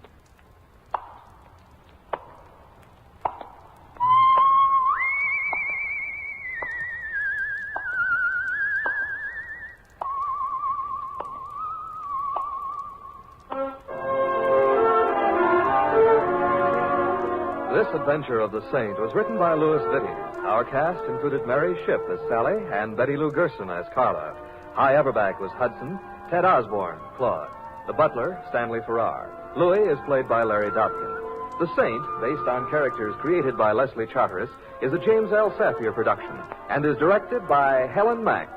Vincent Price is soon to be seen co-starring in RKO's production of His Kind of Woman. All you Saint fans will be glad to know that the Saint comic books are on sale at all newsstands. Your announcer, Don Stanley. 3 chimes mean good times on NBC. For your Christmas Eve listening pleasure, there's another broadcast of NBC's Sunday hour-and-a-half extravaganza, The Big Show. There's a whole Christmas stocking full of stars, including Tallulah, Jimmy Durante, Ed Wynn, Charles Boyer, Robert Merrill, and many more. Tonight also means your weekly visit with the Harris family on the Phil Harris-Alice Faye Show. Be sure to hear this special Christmas program later today on NBC. Happy holiday, happy listening.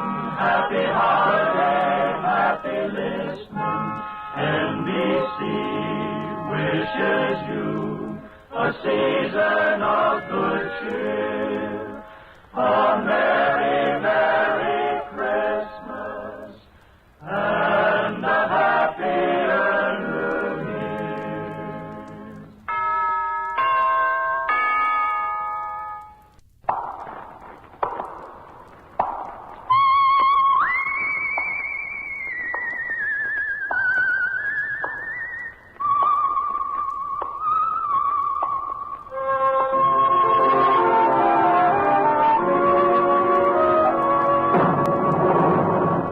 The Adventures of the Saint, starring Vincent Price.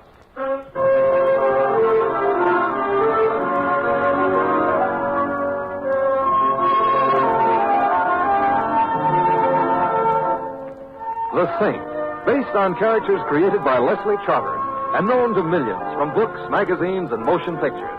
The Robin Hood of modern crime now comes transcribed to radio, starring Hollywood's brilliant and talented actor Vincent Price as The Saint.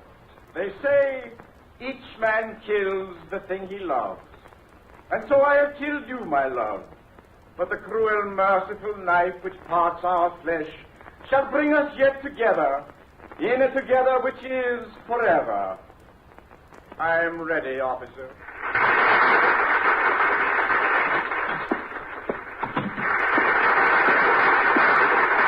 Pardon me, but where may I wait for Mr. Bennett? He's still on stage taking down. Yes, I know. I was in the audience. My name is Templar. Oh, yes, Mr. Templar. He's expecting you. You can wait in the dressing room. It's right down the hall there. First on the right.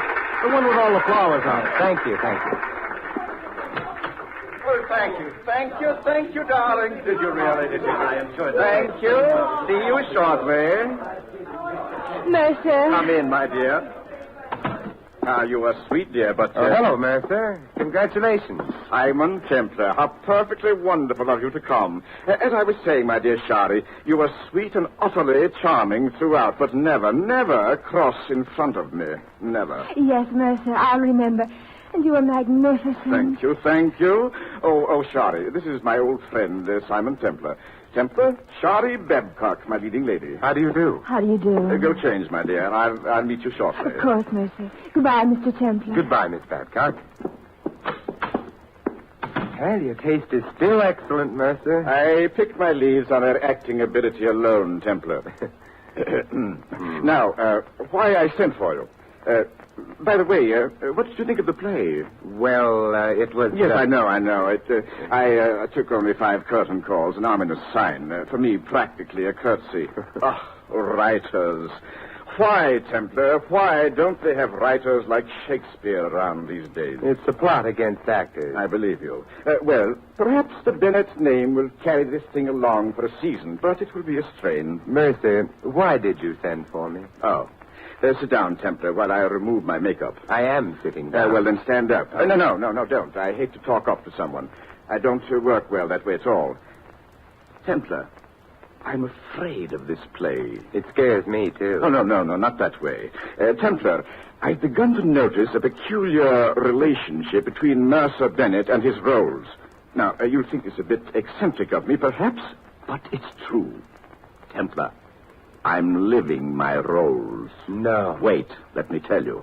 I don't know what it is. Perhaps I put too much of myself into a part, but the roles I portray on the stage, I also portray in real life. For example? For example, in Time Waits for Tomorrow, I played an actor who marries his leading lady. I married my leading lady. Astonishing. Wait. In Crossroads of the World, I played a singer who marries the ingenue. I married the ingenue. Laugh, that's all. I don't have to. I didn't marry her. You did. Yes. But I could go on, Templar. This thing has been plaguing me for years. I have a feeling of fatalism about any role I undertake, that it can't help being realized offstage. Why get excited about it now? Because, Templar, because in this play I not only fall in love with my leading lady, but I kill her. Well, has the first part come true? Well, one might say so, yes. She's utterly infatuated with me, of course, and she's a charming thing. I see. And you're afraid you're going to kill her? Deathly afraid. Well, it's been nice seeing you again, Mercer. But Wait, don't go. I'm not just imagining things. The way the part was originally written, I shot Shari. But in our tryout in Boston, the prop man discovered that someone had put real bullets in the gun. Are you sure? Of course I am. That's why I had it rewritten to a knife. We use a rubber blade, of course. Of course. And you have no idea who put those bullets in the gun? None. It could have been anyone. Even you? That's what haunts me about this whole business, Templar. Could I have done it and not know it? Could I do it again? Oh, you've got to help me, Simon. Well, all right, I'll do what I can. But it might not be much. I'd appreciate it, Simon. I'd appreciate it immensely. And when we of the theater... Please, no tears. Where should I start? My agent and business manager will tell you whom to see and take you around. Stuart Jackson. Low fellow. Well, I'll see him in the morning. I'm deeply grateful, Simon.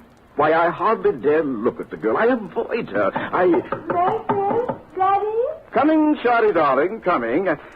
Well, you see, I am... Yes, I know. The show must go on. See you tomorrow, Mercer.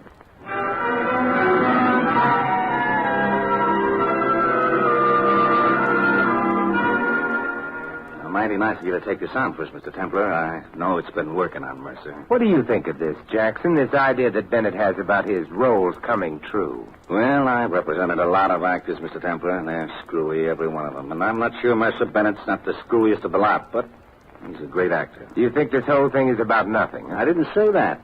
Maybe all in the head, but what's in the head gives plenty of trouble. You know what I mean? I know what you mean. And after the notices on the play this morning, he'll be screwier than ever. Not good? From Stinkville. And he needed the dough, too. Oh, I thought Bennett had plenty. Paying alimony to 4 wives? Nobody's got that much dough. Well, the first one Bennett wants you to talk to is Lola Enright. She was his first wife. We're not going to talk to all 4. Lola is the only one in town. Kind of an old lush, but a good kid. She used to be quite an actress. Well, let's go collect her autograph.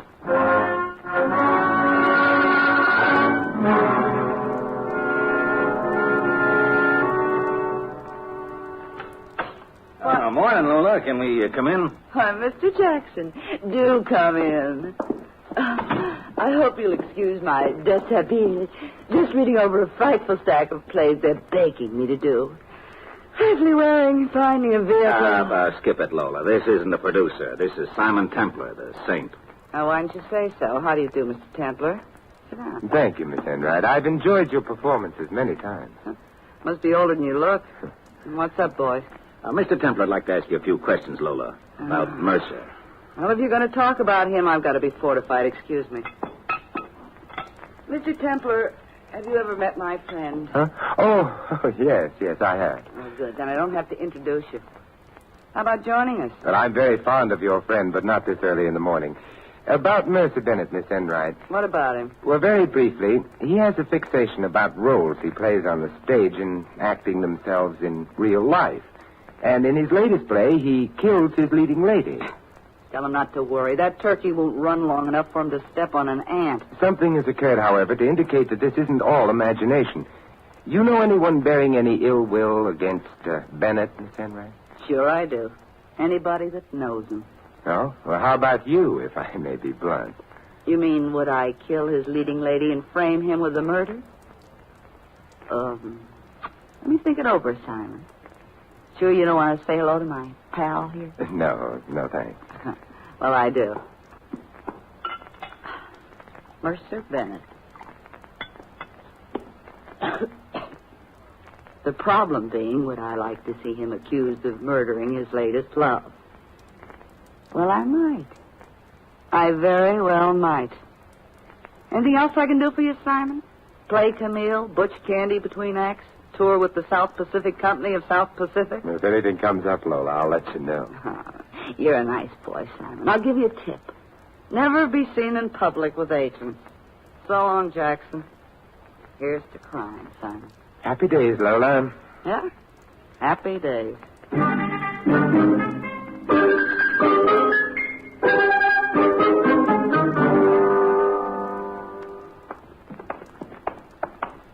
Well, what's the next port of call, Jackson? Arnold Prince, Mr. Templar. Broker, he says. Also has a wad of dough on the show. Oh, yes, you told me. Yeah. Here's his office here. No secretary. Guess we go right on in, huh? I guess so. Oh, morning, Mr. Prince. You busy? Hello, Jackson. Have you seen the notices? Did you see those horrible, terrible... Mr. Prince, this is Mr. Templar. Simon Templar. He wants to ask you a couple of questions. Why? Because I think a crime may be committed, Mr. Prince, and I'm trying to prevent it. You're too late. The crime happened last night when 3 6s of 17 opened. Yes, I can understand your point of view. Tell me, Mr. Prince, what was your reason for putting money into the show? The play itself? I'll tell you. The reason was Shari Babcock. I was made a fool of. Shari was your girl? If I hadn't thought so, I wouldn't have put a cent into this egg. I couldn't afford the money. Do you hold any animosity toward Shari or Bennett? Toward both of them. How much animosity? Just this, Mr. Templar. I have a reputation for being a man it isn't safe to make a fool of. Do I make myself clear? I think so. Good. Good day, gentlemen. Oh, just one more question. Are you what they call an angel, Mr. Prince? An angel? You needn't answer that. Good day.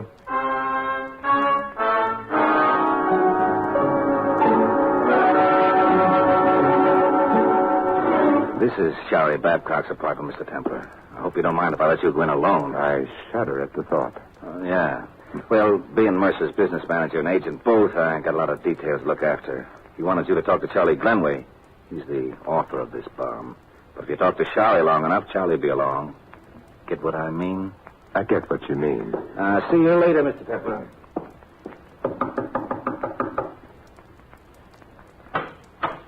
Good morning, Miss Babcock. I don't know if you remember me, but How could I forget? Won't you come in, Mr. Templar? Simon? Oh, thank you, Shari. Have you seen the notices? Yes. Well, it was to be expected, of course. Charlie's a nice boy, but just not a writer.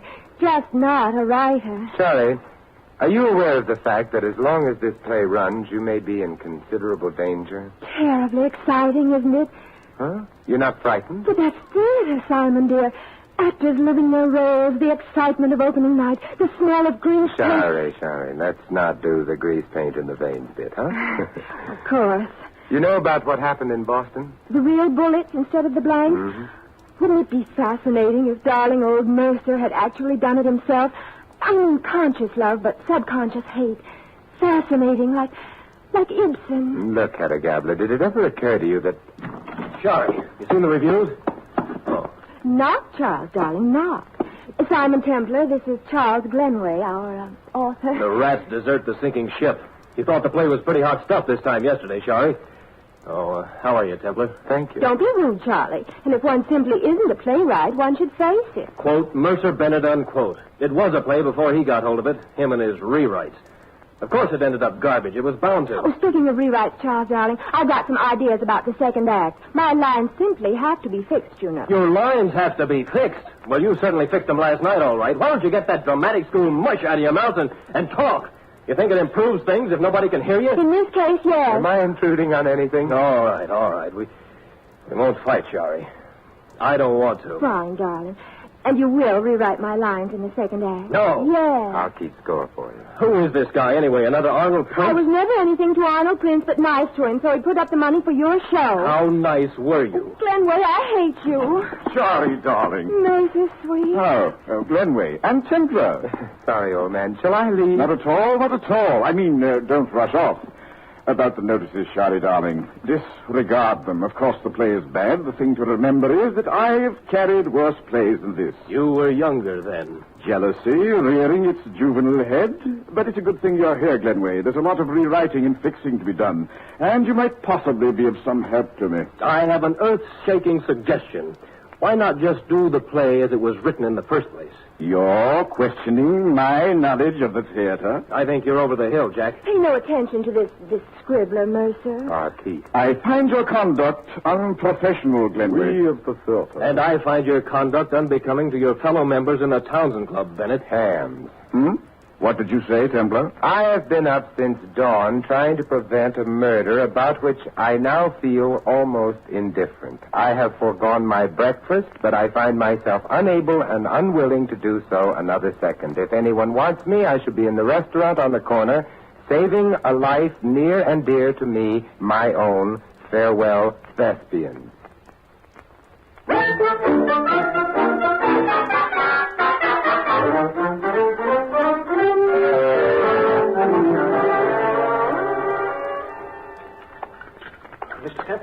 Mr. Templar. Oh, sit down, Mr. Jackson, sit down. But I warn you, if you interfere with my Eggs Benedict with Tabasco sauce, you're a dead man. Mercer phoned me as you were here, Mr. Templar. He wants you to come to the play tonight. I have seen the play, and every horrible detail is etched with acid on the dark mirror of my mind. You know, you talk just like Mercer. It must be contagious. Oh, we just got word, Mr. Templar. The play's closing tonight. A 2-day run. Just ahead of the lynch mob. Do you carry insurance on your client, Mr. Jackson? Sure. And put him in another disaster like this, and he'll need it. Oh, but what I wanted to tell you, Mr. Templar, was this. Mercer's worried about the prophecy, or whatever you want to call it. He's afraid that something will happen to Shari. And tonight's the last night for it to happen. You'll be there, Mr. Templar? Oh, against my complete better judgment, my appreciation of the aesthetic, and in utter disregard of my sanity, I shall be there.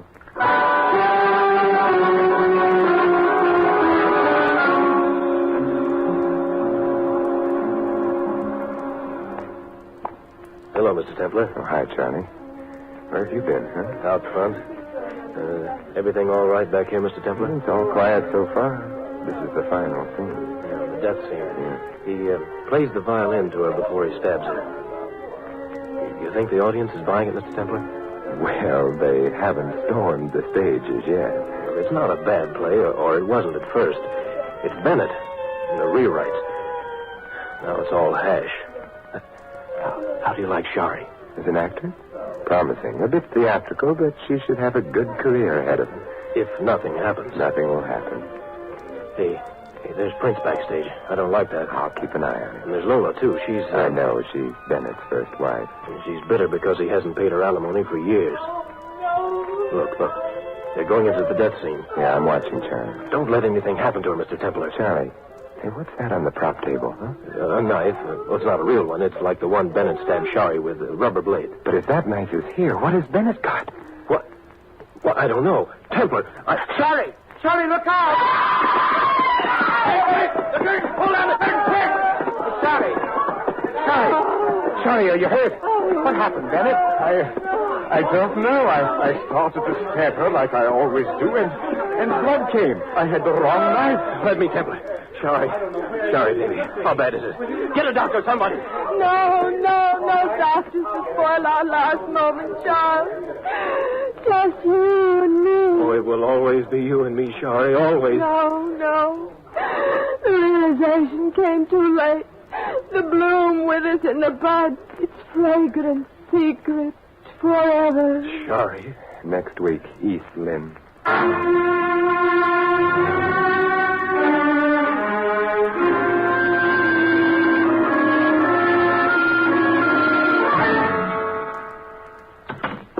Simon. Yes, Bennett? How bad is it, Simon? Is it fatal? Tell me, Simon. I can take it. Oh, the doctor said he had great difficulty finding the scratch. Scratch? Yes, it was a very minor flesh wound. Shari just couldn't resist playing a deathbed scene. You've got her well trained. Templar, do you realize what this will do for 3 6s or 17? No, what? Publicity! Reams of publicity. The show will run for months. Where is she? Oh, she's in her dressing room. Come on. Shari. Mercy, you've come to say farewell to Get me. up, you lovesick ingenue. Put a bandage on that scratch. You've got a show to do tomorrow. But, Mercer, I'm dying. You couldn't be killed with a meat hand. Wait a minute, Bennett. That's no... And I want to see you about some rewrites, Glenway, as soon as I talk to the press. We're not Closing. Mercer, you are closing. What? Whether you like it or not, someone tried to kill Shari tonight, and if the police had to pick a suspect, they would undoubtedly pick you. Yes, perhaps they would. Perhaps they might even be right. Say nothing about this stabbing to anyone. Run one more night tomorrow night, and let everyone know the closing is definite after that, huh? Why? Why one more night? We've got one more night in which to catch a potential killer. See that everyone backstage tonight is here tomorrow. Lola, Prince, Jackson, Glenway. And you, certainly, Mercer. Definitely you.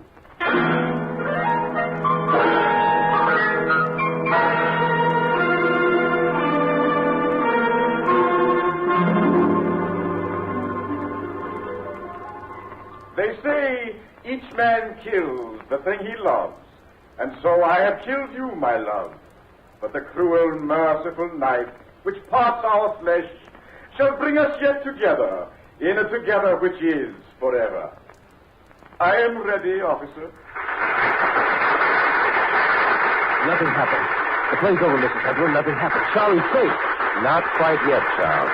What do you mean? Mr. Bennett, Miss Babcock, this is the protocol. No calls tonight. No calls tonight, Sam. None. As you say, Mr. Bennett. Don't bring it up, Joe. Oh, Charles, I'm safe. Yes, darling. Well, Simon, the role is over. The play is finished. And the leading man did not kill his leading woman. No, he didn't, Mercer. Come on, Charlie, let's get out of here. No, Charles. Why not, Simon? The play is over. Not quite yet, Mercer. You forget that in your own play, Charlie, the murder occurred at 6 minutes past 11. It's now just 10:45. You're suggesting we stay here until 6 after 11? I'm suggesting it very strongly. Charles, would you ask Lola, Arnold Prince, and Stuart Jackson to join us? They're all backstage. Okay, Mr. Templar. What are you expecting, Simon? Charlie, I'm expecting another attempt on your life. There have been 2 already. I intend to see that this is the final one. What if it's a success? If my theory is correct, it won't be. The saint is never wrong, Shari. Are you? Well, hardly ever. Let's join the others, shall we? I'm giving a theater party.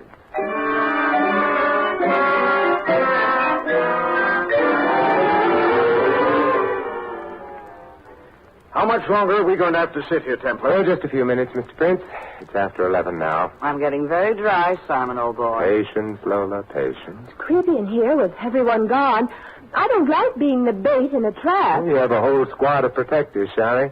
Except that one of them could be a murderer. Hey, got any theories on the case, Mr. Templar? Oh, a few, Jackson. 3 minutes after 11. Well, I guess we've got time to hear some of them. It will pass the time. In this case, the question seems to be motive.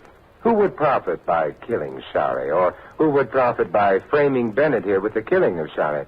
Always presuming that the assailant is not Bennett himself. Thank you. Mr. Arnold Prince. A motive, certainly. I agree with you. A rejected suitor who feels himself used badly. She's a little... Why, you... Gentlemen, no violence until 6 after 11. Mr. Prince lost money he could ill afford to lose. He thought he lost Miss Babcock to Mr. Bennett, and so had reason to hate them both. Stick around, Mr. Prince. Don't worry. I wouldn't miss Shari's murder for twice as much dough as I poured in this raffle. Oh, Miss Lola Enright. A motive, perhaps? Love. Desperate, hopeless love for this road company, Barrymore, and hatred for the younger rival. Right, Simon? Couldn't have done it better myself. I'll stick around, Simon. Mr. Mercer Bennett. A strange fixation that he is destined to carry out whatever roles he plays on the stage. A mania, perhaps? I've tried to get him to an analyst, Mr. Templar, many times. Ask him. Shut up, Jackson. Tempers are getting edgy as we approach the hour. Mr. Charles Glenway, one of the best of motives. What? Oh, I might warn you, I don't know if the electrician knows we're still here, so we might find ourselves in the darkness. Simon. And then it might not happen at all. Let's see, where were we? Oh, yes. Charles Glenway. Charlie couldn't do it, Simon.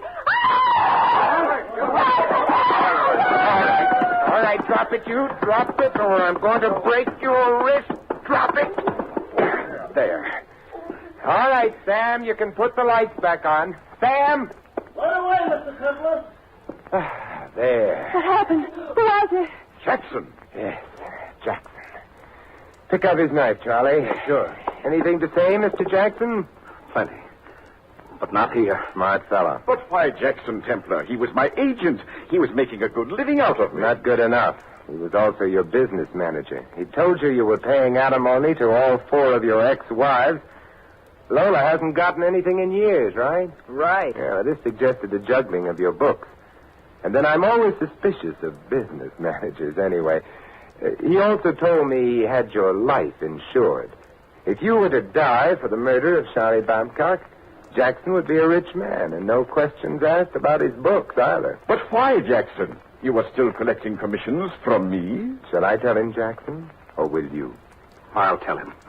You're just about through, you big ham. You can't play leading men anymore. You're too old. Ah, sharper than the serpent's tooth. The French say, cherchez la femme. The Anglo-Saxons say, cherchez la financial angle. Anything I've left out, Jackson? Yes. I hate actors. I've always hated them. And Bennett I hated worst of all. Sneering at us all the time. Running us down behind our backs. I hate them! I've always suspected this about agents. I must be more careful. Now, come along, Jackson. I can get you a long contract with no options.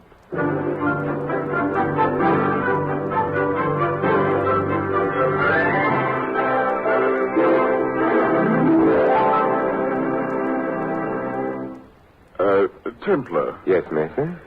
After you turned Jackson in, you didn't give the full story to the papers, did you? The full story? Not yet. Why? Don't. Don't, as a favor to me. Oh, but this will be wonderful publicity for your show. It will run forever. I'd rather you didn't. But why, Mercer? Well, Jackson's statement about me being too old for leads. Of course, it's totally untrue, but if word of a charge like that gets around show business, well, you know it. I see. My lips are sealed. Thanks, Templar, thanks. Maybe the trouble is I'm not wearing a tight enough girdle, or maybe chin straps while I sleep at night. Actors. You know, Jackson may have been right.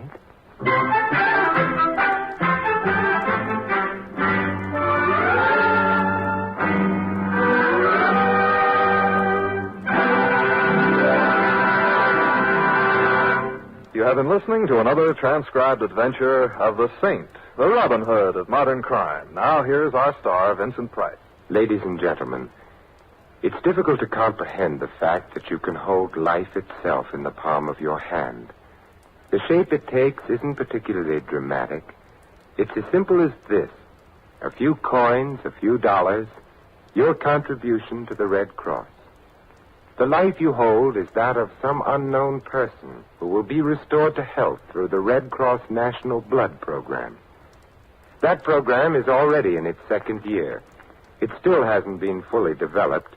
It still isn't bringing the amazing medicine of whole blood to all those who need it. That won't come without more doctors, nurses, technicians, and equipment. That won't come without your help. The only thing that makes it possible for the Red Cross to carry on its mission of mercy. More than 1,500 hospitals have been supplied free of charge with blood and blood derivatives. More than 500,000 pints have already been provided for medical use. And yet this is only part of the Red Cross program. The Red Cross follows in the wake of disasters of all kinds, treating the injured, feeding the hungry, and sheltering the homeless. From the Red Cross emanates a network of services to the armed forces, to veterans, to the community as a whole. The complete cost of all these operations for the next year will be $67 million. But the cost to you is whatever you can give to help the helpless. Remember, all of us can help through the Red Cross. This is Vincent Price inviting you to join us again next week at this same time for another exciting adventure of the Saint. Good night.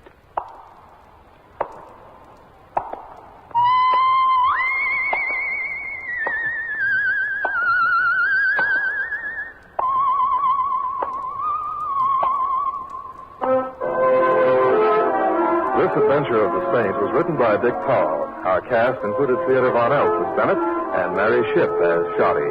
Ed Begley was Jackson, Maggie Morley, Lola. Prince was played by Stanley Farrar and Charlie by Bob Clark. Harry Brown was the doorman.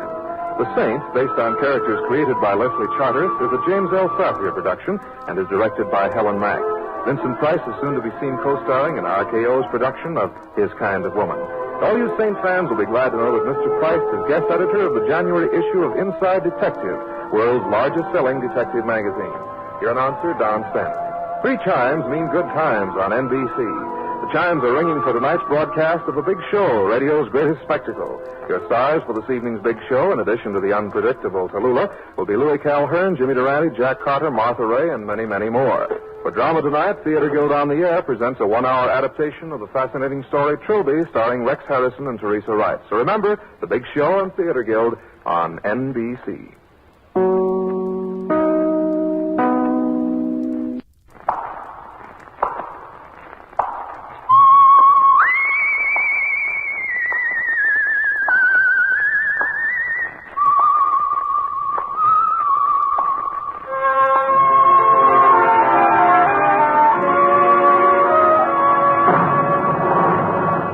The Adventures of the Saint, starring Vincent Price.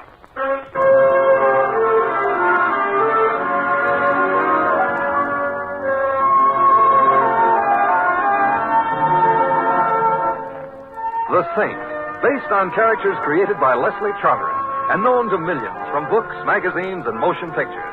The Robin Hood of modern crime now comes transcribed to radio, starring Hollywood's brilliant and talented actor Vincent Price as The Saint.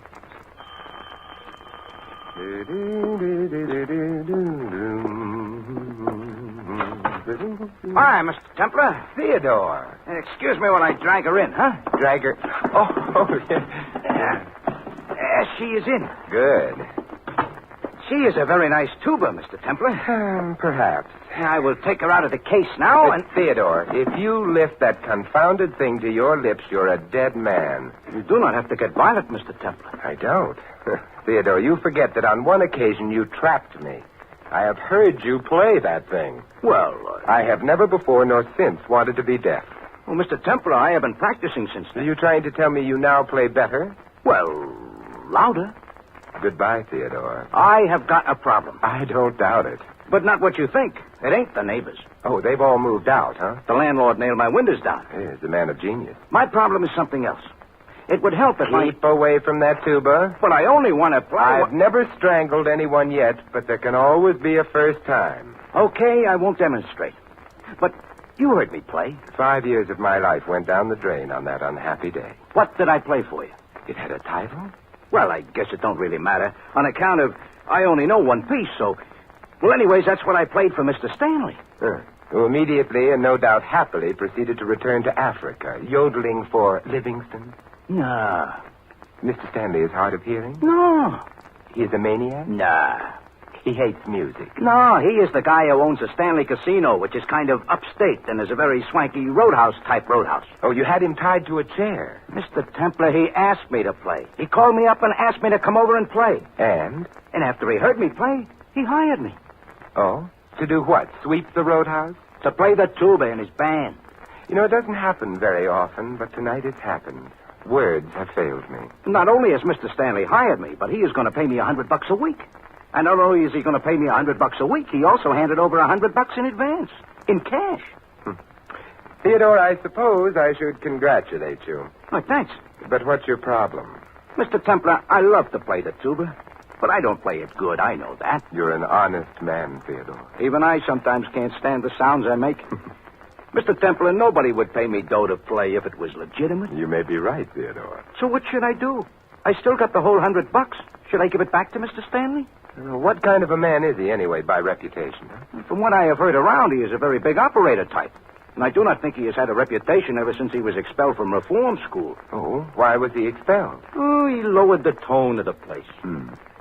Theodore, when do you start working for him? I make my debut tonight. Debut. I see. So what I'm asking you, Mr. Templar, is will you please be there when I debut? That means there will be at least one friend of mine in the audience, and I got a feeling I am going to need a friend. You may be right, Theodore, but if the roadhouse is the kind of place most roadhouses are, the patrons will be thinking of other things than music anyway. Yeah, but suppose they think of murder.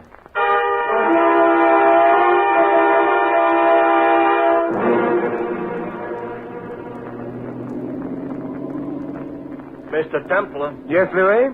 It ain't none of my business. Will that stop you? No. I didn't think it would. One of these days, I'm going to hail somebody else's cab. So then what happens to my wife and my 6... No, don't say it. I haven't got a wife and 6 kids. You never will have if you don't keep your eye on the road. Up here in the country, what could I run into? A tree. True. Yeah, but Mr. Temple, I started to ask you something. You're going to the Stanley Casino. The Stanley Casino is in the country. Westchester, Louis. You know, the same thing. Also, the Stanley Casino is a very romantic place. Fellas take their girls there. Now, you're not equipped with a girl, therefore... So why am I going there? To listen to a friend of mine play the tuba. Well, one thing you can say for that, it's different. It's also true. Yeah. Mr. Temple, I'm not saying I can understand why a guy would want to play a tuba in the first place, but maybe he's got a reason. But for somebody to voluntarily listen to him, then there's no excuse. I'm fond of Theodore, Louis.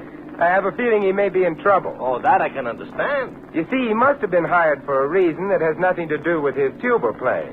Now, what it is, I can't imagine. Maybe you should have stopped him. I couldn't, Louis. It was a job, and, I don't know. Maybe I should have. Maybe not. I feel a little like Hamlet. Oh, this I got a feeling I'm going to regret. What do you mean you feel like Hamlet? He couldn't decide either. Of course, you remember his famous soliloquy. I think the children should ought to be sent to bed right now. The one that begins, tuba or not tuba, that is the question.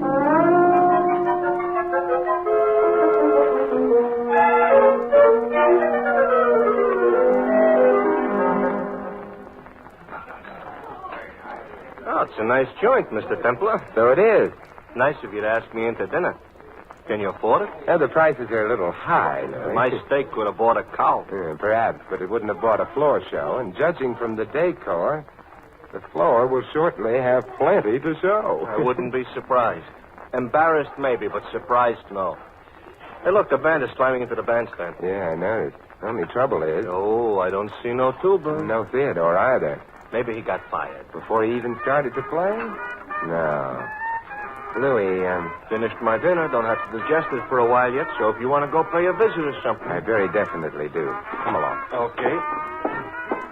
Only where are we going? No, there's a door at the left of the bandstand. Several people have used it. We might try it. Could be maybe an exit. And then the head waiter will stop it. Yeah, and he ain't, so? So we try it. Well, very nice hallway. Got walls on both sides. Yeah, not to mention a roof. Light coming through the transom of that door up ahead. Mr. Templar, we're looking for Theodore. We're looking at the moment for anyone we can find. I don't hear much noise coming out of that room. This might be Stanley's office. Come in. Good evening, Mr. Stanley. Guests here, gentlemen? Yes. Well, of course, I'm always delighted to see guests in person, but I'm sure my head waiter will do anything to satisfy you. Tell me, does he employ the musicians for your orchestra? Are you musicians? Well, not exactly. We're interested in one of your musicians. That's so? Which one? Theodore Coogan. Coogan? Coogan. Well, I'm sorry, but the name isn't familiar. Of course, I know all the boys in the band, of course. What does he play? He insults a tuba. Tuba? Well, I'm sorry, but we don't have a tuba in my band. What made you think your friend Theodore might be playing for me? Oh, rumor? Well, I'm afraid it was an incorrect rumor. However, if your friend's a good man, you know, the novelty might be worth something. Send him along to me, and I'll see. Oh, that would be very nice of you. Only thinking of the casino, that's all. And now, why don't you gentlemen run along and enjoy the floor show? Oh, thank you. That's exactly what we'll do.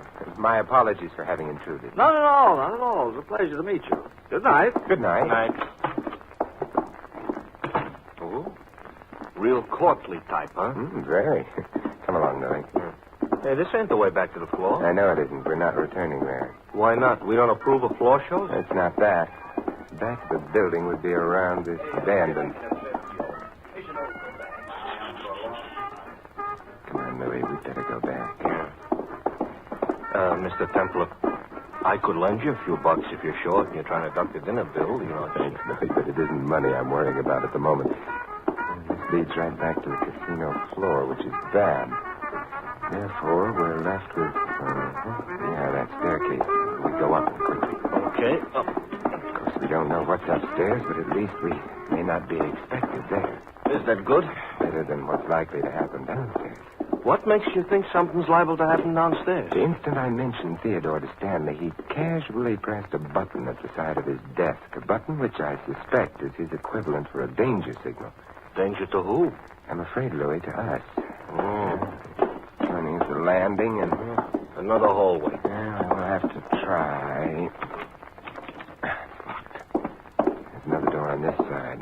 Also locked here. So far, all this upstairs consists of is a lot of doors which are locked. The rooms are probably used for storage. Stanley will realize shortly that we didn't return to the floor show. The back door was guarded, so he'll know we didn't leave through it, which means... Yeah, he'll come up and see us sometimes, and there's sometimes it's going to be now. It is. Of course, I don't know whether Stanley intends anything too drastic.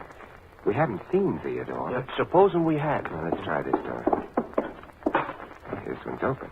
Come on. Quite a suite. Too bad they didn't use some sweet air in their suite. Maybe they ducked up here. Hey, shut the door, Louis. Okay. Is there a bolt on the door? Yeah. I slide it? You slide it. You know, it ain't very strong. Window over on this side. Hey, it's a room with a view. Yeah? Yeah, what we've got is a view of the parking lot. Directly below the window is an extension of the building proper. Mr. Templar, this is the time to get architectural. The window. Oh, it's cold out. Perhaps. Hey, Joe. Out, Louis. The roof of the extension is only a few feet below. So it's out? Good. It's a solid roof, Mr. Templar. Good. Move over. So we're out on the roof. So? Hey, wait a minute, Louis. Huh? Someone down there in the parking lot. Oh, yeah. And even from here, I can see he's carrying something besides small change in his right-hand coat pocket. Armed and unquestionably forewarned. Room service back in the room is getting impatient. Only a short drop to the ground. Louis, jump down. Jump? But... And let that man down there come to you. You stay right down below the edge of the roof. I'm caught, yeah? Louis, hurry. Okay. Hey, you. Oh, me? Don't move. Never broke a lease in my life. Keep your hands away from your pockets. But they're in my pocket. I said. Okay. I heard what you said. Well, here goes. Mr. Temple, you didn't say 4, and you landed right on him. Hey, he's out cold. Come on, Louis. Yeah, I already located it. It's over to the left. Come on, let's take a cab, huh? Temple. Yeah? A very good foot racer, I ought to tell you. Not. I take it back. I just gained 50 miles an hour. We're almost to the cab. The light isn't too good for their aim. Their aim could be too bad for our health. Ow! Hey, Louis, were you hit? No, they scratched the fender. I just painted it. I'll buy you a new fender. Quick, Louis, in. Yeah. What? Look, come on. Mr. Tempter, did we stop at a gas station on the way out here? Yeah, the one with the flying red horse just outside the city. We should have taken the horse. Oh. No, we'll go. Those bullets are breaking the speed limit. Oh, boy, I think we're out of range now. As long as we ain't out of gas. Hey, Louis. What? I just remembered. What is it, Mr. Tempter? What happened? I forgot to pay the check.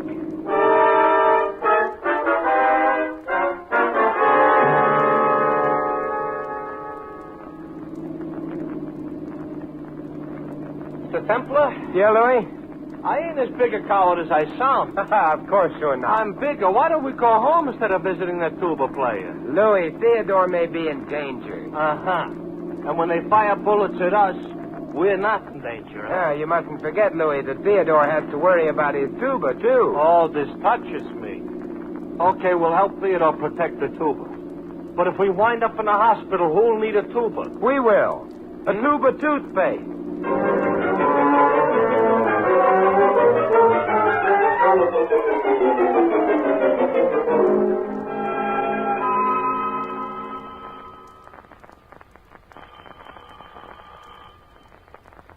I guess he ain't in, Mr. Templar. Apparently not, however. Hello. Ooh. That's a tuba player? Good evening. I'm Simon Templar. This is Louis. I'm the Queen of Transylvania. But don't let that bother you. Oh, may we come in? Of course. The king is out of town. There's only one trouble about being the Queen of Transylvania. What's that? There is no such place as Transylvania. You're right. But I didn't want to frighten you outside. Or upset the neighbors with your gun. I always worry about the neighbors. And now that you have your gun pointing at me, what am I supposed to worry about? A good explanation of why you're looking for Theodore. Why does that concern you? I don't think I like people who go around looking for Theodore. Maybe they can't help it. It's a neurosis or something. Yeah, I might want to offer Theodore a job. Doing what? Well, playing the tuba in an orchestra. And I'm the Queen of Transylvania. You'll have to do better than that, Mr. Templar. Hey, that car. Unless I'm guessing badly, the number of people you dislike is shortly going to be increased. I don't... That car which just stopped outside may be bringing more seekers for Theodore. Don't move, please. See anything interesting through that window? Car just stopped now. Somebody's getting in. Oh. Both of you stay where you are. And don't try to follow me. Hey, look at that. Well, right out the back door. That's not polite. No point in following her. Yeah, I'd rather find her than Theodore. There must be another room. That door. You still think maybe Theodore is here? I don't know. This is the bedroom. Well. Well, you found Theodore? On the bed, Louis, lying on a lovely white sheet. Whoa. He's been shot full of holes. Don't look good on him. No, he's dead, thoroughly dead, but that's not Theodore. The doorbell. Undoubtedly Mr. Stanley and his friends, however. Mr. Templar, this is no time to pick a corpse's pocket. It's wallet. Yeah. All right, come on. We may still make it if they haven't put anyone on the back door. And if they have? Let's not cross any bridges until they collapse under it, huh? Something with what you just said. Clear out here. Fire stairs, yeah. Yeah, I know. No bridges. We ought to be able to make it out of the building. You know something? This is one time I would like to run into a cop who'll ask me where's the fire. There's a more important question, Louis. Where is Theodore?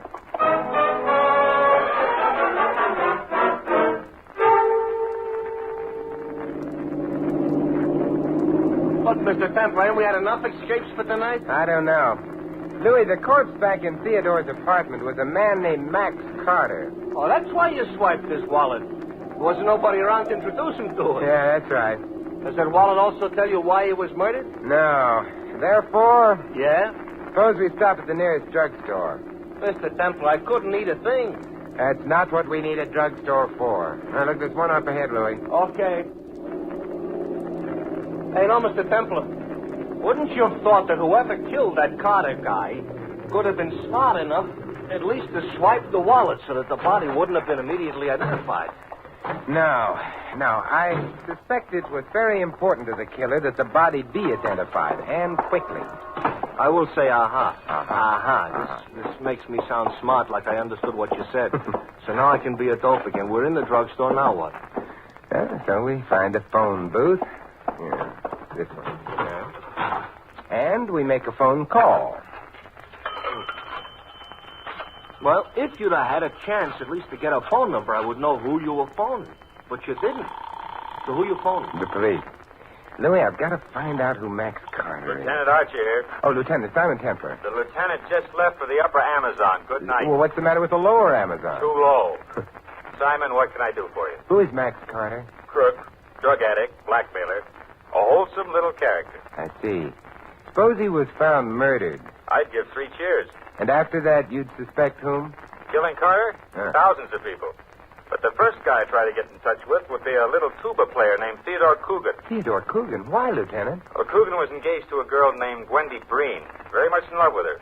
She committed suicide. Because of Carter, huh? Yep. So, unless Theodore had an ironclad alibi... Lieutenant, not ironclad. That went out with the bustle. Simon, why are you interested? In the bustle? No, in Carter. Well, maybe he has a bustle. Goodbye, Lieutenant. That's interesting. What is?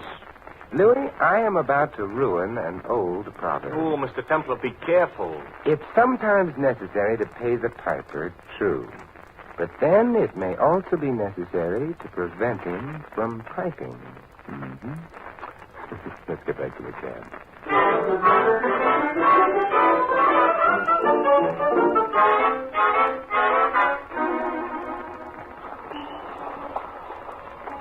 Did the lieutenant mention why he would suspect Theodore? Yes, Carter was the reason for a suicide of a girl named Wendy Breen.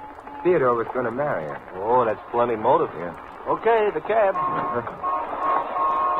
Well, where to? Oh, twice around the park. What? Mr. Templar, you're not the man you used to be. Don't be silly, Louis. The Queen of Transylvania has joined us. Uh-huh. I've been following you two. Well, we're flattered. When you stopped, I paid off my cab and decided to use yours. Oh, cozier? Cheaper. Mr. Templar, why were you looking for Theodore? I wasn't. Not in his apartment, at any rate. What were you looking for? You know that as well as I do. You'd better tell me anyway. You know, you really should have words with your dressmaker. Your revolver's showing again. Besides, do I really have to tell you? You were in the bedroom. No, I didn't have a chance to look. Go on, start the car. I start, Mr. Templar? You start, Louis. Now, suppose you tell me what you were looking for. I'm the one who has the gun. I don't have to answer any questions. Not mine, perhaps. The police, however, will be ruder and more insistent. The police? Excuse me for interrupting, Mr. Templar, but we are being followed. Oh, by someone else beside the Queen here? Must make quite a procession. Louis, can you get any more speed out of this cab? Well, there's a car right in front of me going slow. Well, you might try passing it. Okay. Hey, he's swinging over right in front of us. How do you like that? Oh, Mr. Stanley is thorough. One car in front of us, one behind. Hey, we're boxed in. Good evening, Mr. Templar. Louis will sue you, Mr. Stanley. He's very touchy around the fenders. Oh, indeed. Well, and can that be my beautiful Mona? I've got a gun. Half a dozen of my boys surrounding the cab, and you better let me have that gun. Thank you. Now then, you'll all join me in my car. I think you'll find it more comfortable. Yeah, but I like it here. Besides, your car is black. It reminds me of a funeral. You know, that's a very interesting comment, because that may be precisely where all of you are going.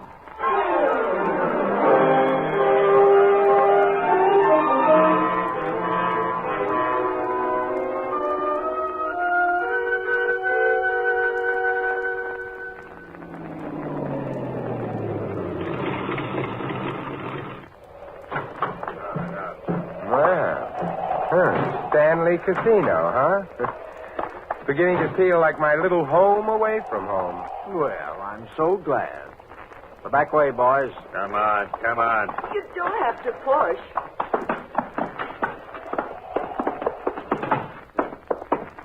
My office. No one minds. Oh, no, my love? I don't mind. Good. Is she going to ask me too? No. But I mind. Shut up. All right. I just don't like to be overlooked. Well, make yourselves comfortable. My boys will remain here to keep us company. Now then, what to do about you? Not quite yet. Mr. Stanley, I need 5 minutes of your time. 5 minutes? Well, I might be able to spare them. Why would Mona here have wanted Max Carter dead? An interesting question. I suspect he was blackmailing her. Mona has been a naughty girl, on occasion. Then she was in Theodore's apartment in order to kill... I wouldn't kill Theodore. We're friends. I beg your pardon. I hadn't been thinking of Theodore, however. Mr. Stanley, had you also tired of paying Carter off? The tense you're using bothers me, Templar. Oh, stop. You know as well as I do that Carter's dead. Oh? But, Mona, you told Louis and me that you hadn't been in the bedroom. How did you know Carter was dead? I just guessed. That's a very tired attempt, Mona. You know, Templar, you're the bearer of very welcome news. I am? Then Carter was blackmailing you, huh? Discreet silence. However, it's no longer worrying you, with Mona's admission. By the way, Theodore must be on his way home now, huh? I wouldn't be at all surprised.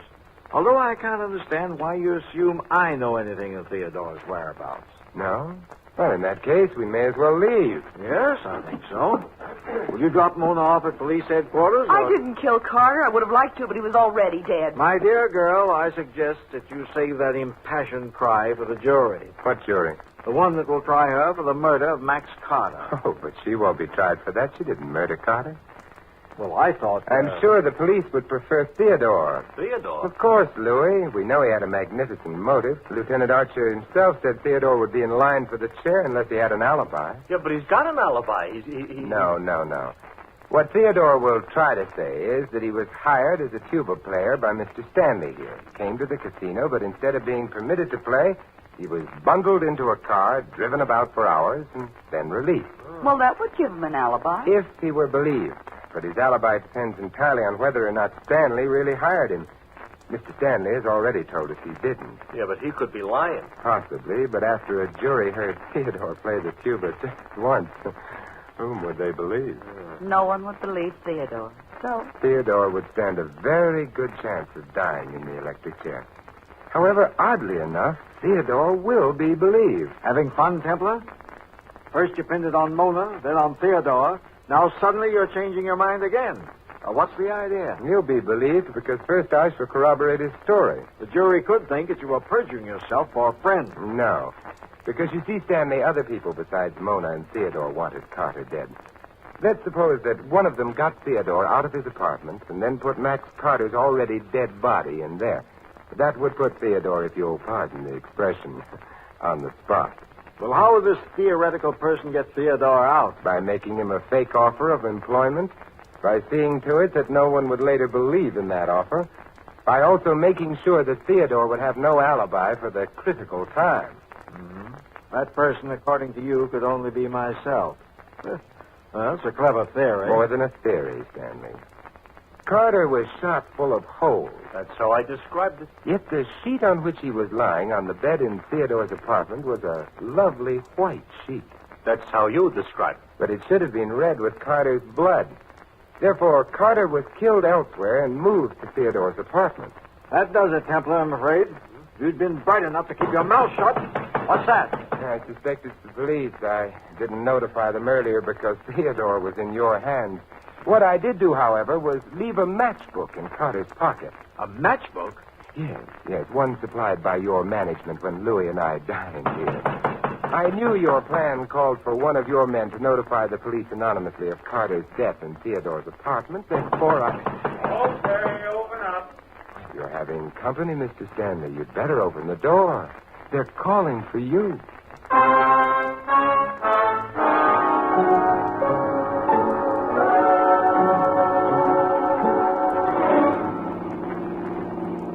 Well, Mr. Templar, we got through it alive. Perhaps, but will we ever be the same? Is that bad, Simon? Well, I never would have met the Queen of Transylvania otherwise, so... Simon. So? So long live the Queen.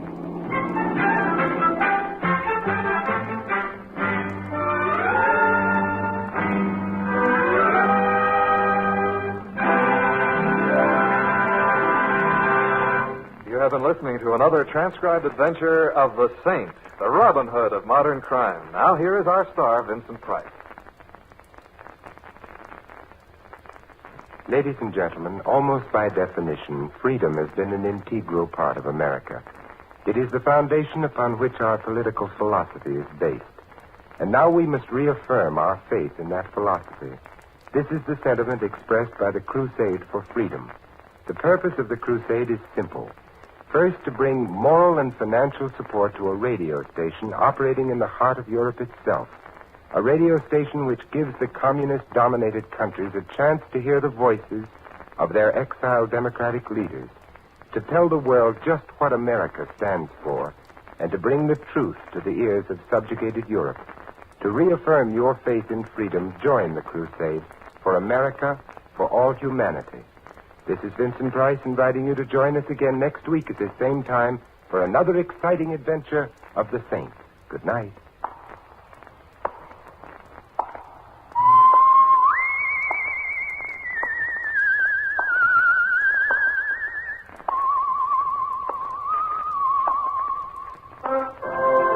This adventure of the Saint was written by Louis Vittes. Our cast included Maggie Morley as Mona and Jack Moyles as Theodore. Victor Rodman was Stanley, Frank Gerstle the lieutenant, and Louis is played by Larry Dodkin. The Saint, based on characters created by Leslie Charteris, is a James L. Safier production and is directed by Helen Mack.